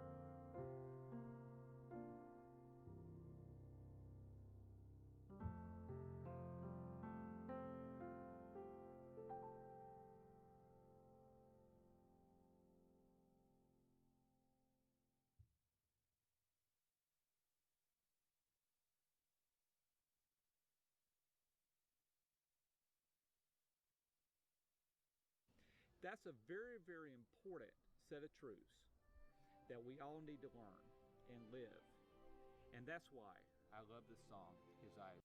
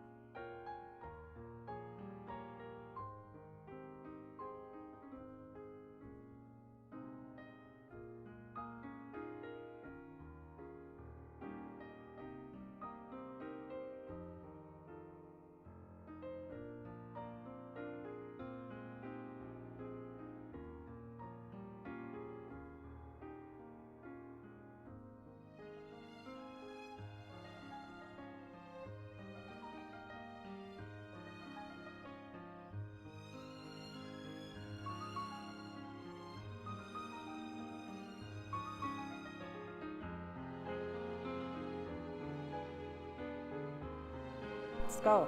Your microphone now? Everything. I didn't turn it off. Okay, I turned it off.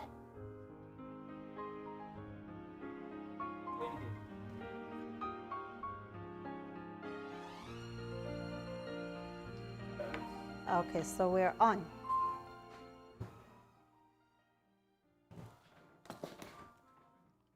Okay, guys, welcome back to our raw food preparation of your Fourth Angel Medical Missionary Training class. We're back with all the basic dishes that we did, and we started out our presentation with our meatball. That was our first dish that we did. We did our meatball. And our zucchini, which is our spiralized zucchini with our sauce. The pumpkin seed basil sauce. So what we did a combination. So we put our basil sauce, combine it with our zucchini, and we have our meatballs lined up on top with a few very grape tomatoes. And these tomatoes came from my garden. I grow along with the basil. So this is how we combine the dishes to make it complete. And this, in fact, is a complete meal, and it is very, very delicious. And I don't have to taste it for you to know. Daniel is going to taste it and tell you how it tasted. Okay, and the next thing that we did was our burger. And this is our burger. So we have our burger, and we're using romaine lettuce as our bread. And that's kind of how we did it. And we use a little bit of our basil sauce, basil pumpkin seed sauce, and we put it on with some olives and some onions and tomato and some sprouts with sweet peppers. And that's the combination that we have here. And this is very complete as well. It's a whole meal right here. Now, I just want to mention about sprouting. For eating raw, we don't do we don't cook our beans. What we do, we sprout the beans.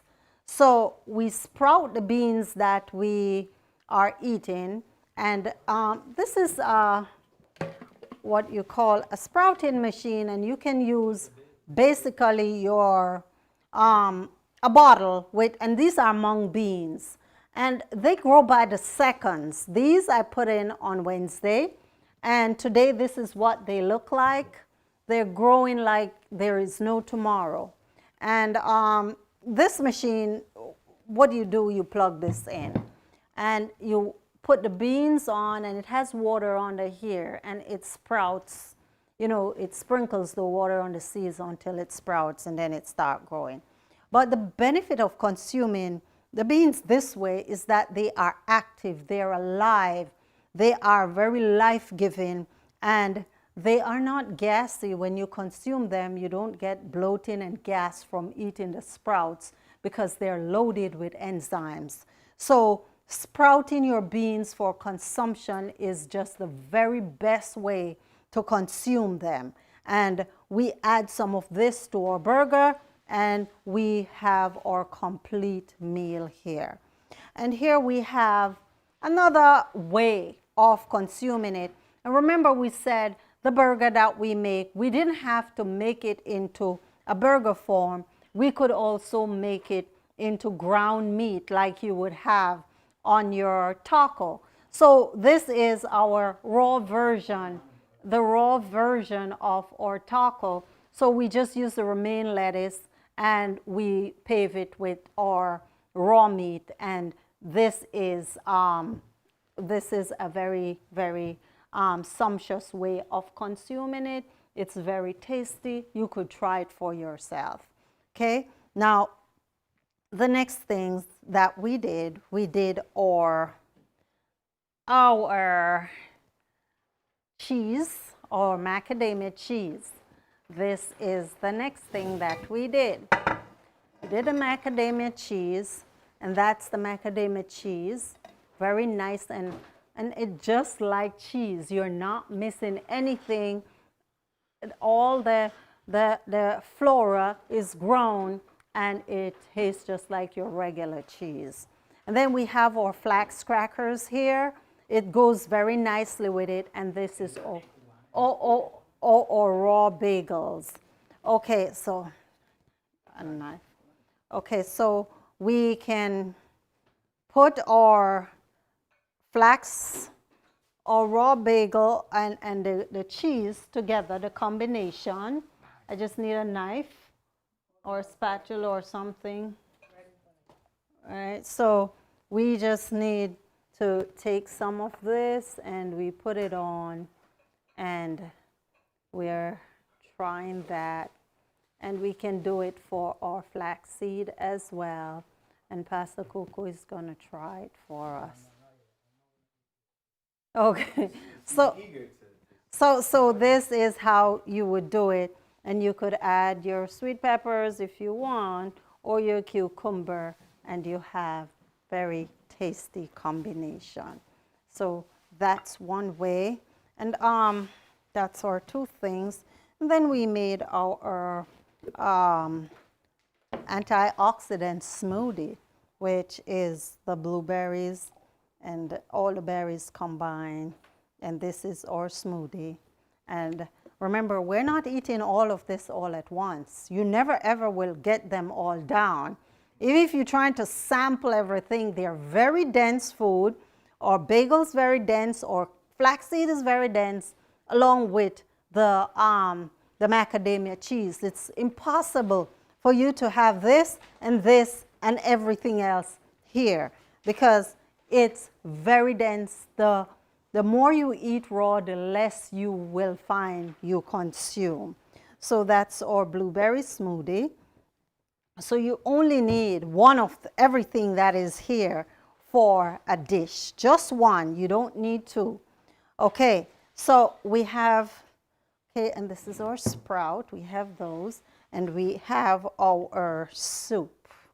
Okay, so this is our broccoli nettle soup, and this is the cream that is the cashew cream that you put on it.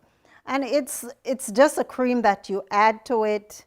And if you prefer something that is creamier, you just put some of the cream in it like you would put in your coffee, and then you consume.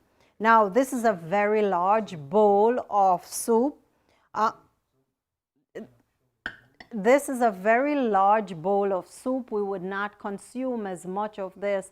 4 ounces would be good enough. We don't need we could do 8 ounces if you're hungry, but we don't need all of this in one go. I know it looks like a regular bowl that we consume soup from, but this is a lot, and I guarantee you wouldn't be able to consume all of this. If somebody consume that, you're gonna Well, yeah, it will be too much for just one go in the consumption. And here we have our cake, or dessert. And I tried something. I don't know how, it might not be the best of the best, but this is our cake after it's frozen. We put it in and it's kind of melted, but oops, this is our cake. We're not able to turn it to the side, but that's what it looks like. It's melting a little bit. So, but that's the cake. So it's a heart shape, and pretty, yeah. So it's not fully frozen, and this is what happened. That's the drawback when we have our cakes. Yeah, so I'm gonna lock it in.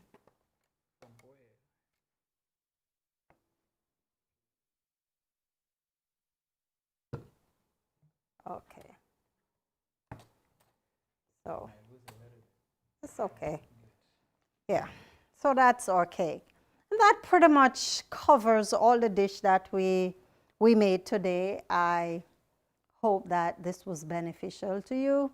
I hope that you will be able to try some of these at some point, and you will reap the benefit of eating raw by God's grace. Thank you very much. Want to say something? We want to thank, I don't have microphone. Okay.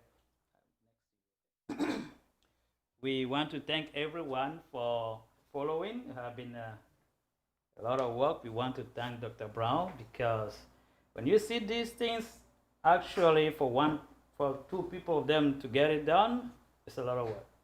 But when you get it done, you can consume this for more than a week. So it's a very important, it's an introduction to the knowledge that is available. And the main thing I would like to mention here is people can place order, okay? You can call Dr. Brown if you like some of the things to be made for you. She can do that. There are many things she can do also, okay? There are many other things that we was thinking to do, but today is not available. Okay, you can do your own. We can invite Brother Willis. He can give you an idea on how you use how you call it, the ice cream or turmeric. Herbal ice cream. I come explain a little bit so people have a little idea that they can use herb for food.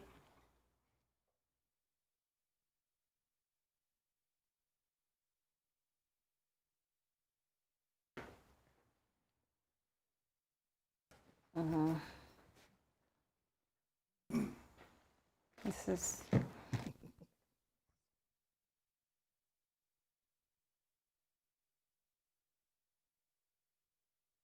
Hi, everyone, again. Earlier, Sister Corrine mentioned that your food should be your medicine and your medicine is your food. One of the things that we see very beneficial amongst us, and everybody talks about anyway, ginger,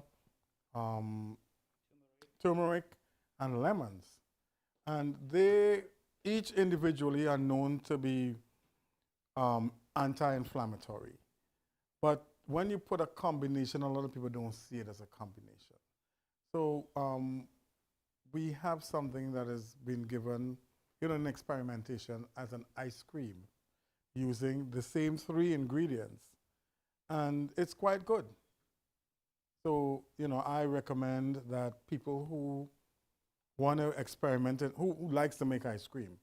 So in another word, you want to make ice cream, but it's actually It's medicinal good for you. ice cream, right? Good for you, yes. Medicinal ice cream. Yes. But the ice cream from the store, it will get you sick. Exactly. But if you make ice cream with turmeric, ginger, lemon, you are making a medicinal ice cream. That's what we're talking about. And you add a little stinging nettle, because as Sister Corrine spoke about the benefits of stinging nettle, you have gold in your hand. So you can add stinging nettle to ginger powder, to turmeric powder, Yes. and lemon, Yes. and make a nice ice cream. And at the same time, it is a medicine. Exactly. So our food is It's our your medicine. Okay. What about the cracker you use to make with the herbs? Okay. Same thing. Sister Corrine just showed the flax crackers. You add in things like stinging nettle. You can add in a little bit of, I know Pastor Coco spoke about herbs. You can add in a little bit of burdock. That's a ground powder, a little bit, and as you know, burdock is a blood purifier. So as much as you're liking it with these things, you purifying your body.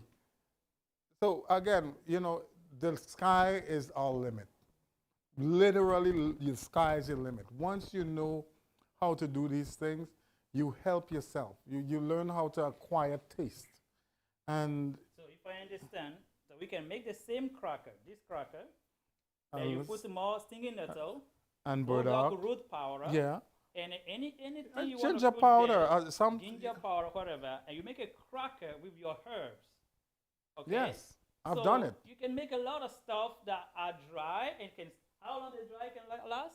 This lasts about 3 months. So you have your crackers, and it's a medicine, it's a herbs at the same time.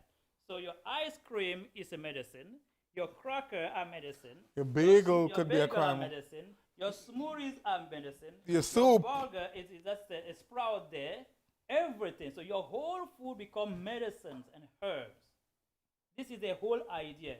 It's putting the food God has made, which is actually the medicine, into a very easy way to consume. Yeah, because we grew up understanding we're in a world right now where taste. We don't like bitter. We don't like the thought of taking herbs anymore. But now the Lord has shown us another way in which we can add dates to it. Exactly. But the Lord has shown us another way where we can take these in, make recipes, and just use them. And surprisingly, as she showed all of these things, even the stinging nettle, this soup with stinging nettle, you won't believe there's stinging nettle in that. If you add stinging nettle to any of these, or burdock root or whatever, you won't believe it. You put some raw garlic, you put some onion, you season it as if you see how you season your food. You will not believe you're eating these things. I've done this with my mom. Sea moss can go in a smoothie and many other stuff.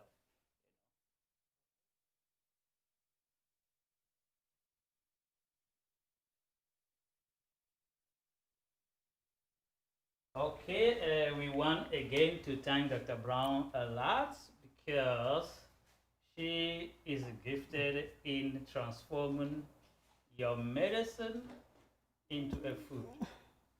And she has been doing this for years.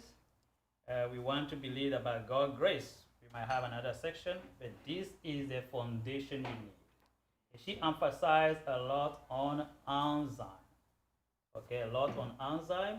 All she has done today will be sent to the email to the student only. Okay, and we want to remind everyone that to keep praying for her. If you need any help, you can call. She can help you because we're going to send her information also. And those who need any coaching, anything, okay. And Brother Willis is a nurse. Okay, he took this class before. He took our medical missionary class in 2017, right? Yeah. 17. So today, by God's grace, by God's grace, is now a master herbalist. He's able also to teach, to do many things. And this is my call for the nurses that are taking this class. We also have some medical doctors. We have 3 of them that are taking this class. You can transform a lot of things. You can make a lot of things. So the nurse, I encourage you to be a master herbalist if you can. If you much more, you can be naturopathic doctor like Dr. Brown. Look at the And camera. you combine everything, The camera.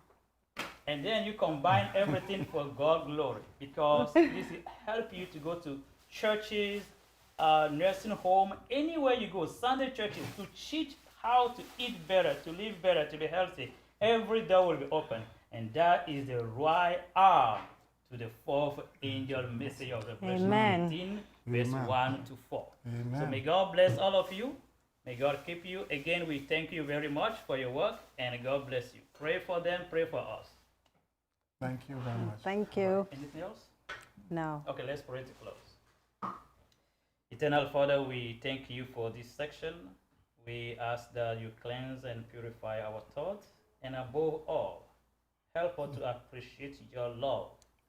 Even though we choose our own way, you put healing properties in the food. Make us wise. Many of us, we're going to struggle with the taste, we're going to struggle with the habit, but by your power, we can do all things. We ask special blessing for our brother Willis and Dr. Brown, that you empower them much more to educate many. In the name of Jesus Christ. Amen. Amen. Oh. No, it's fine. All right. Thank you Thank you everyone very for much. being with us, and then we will see again.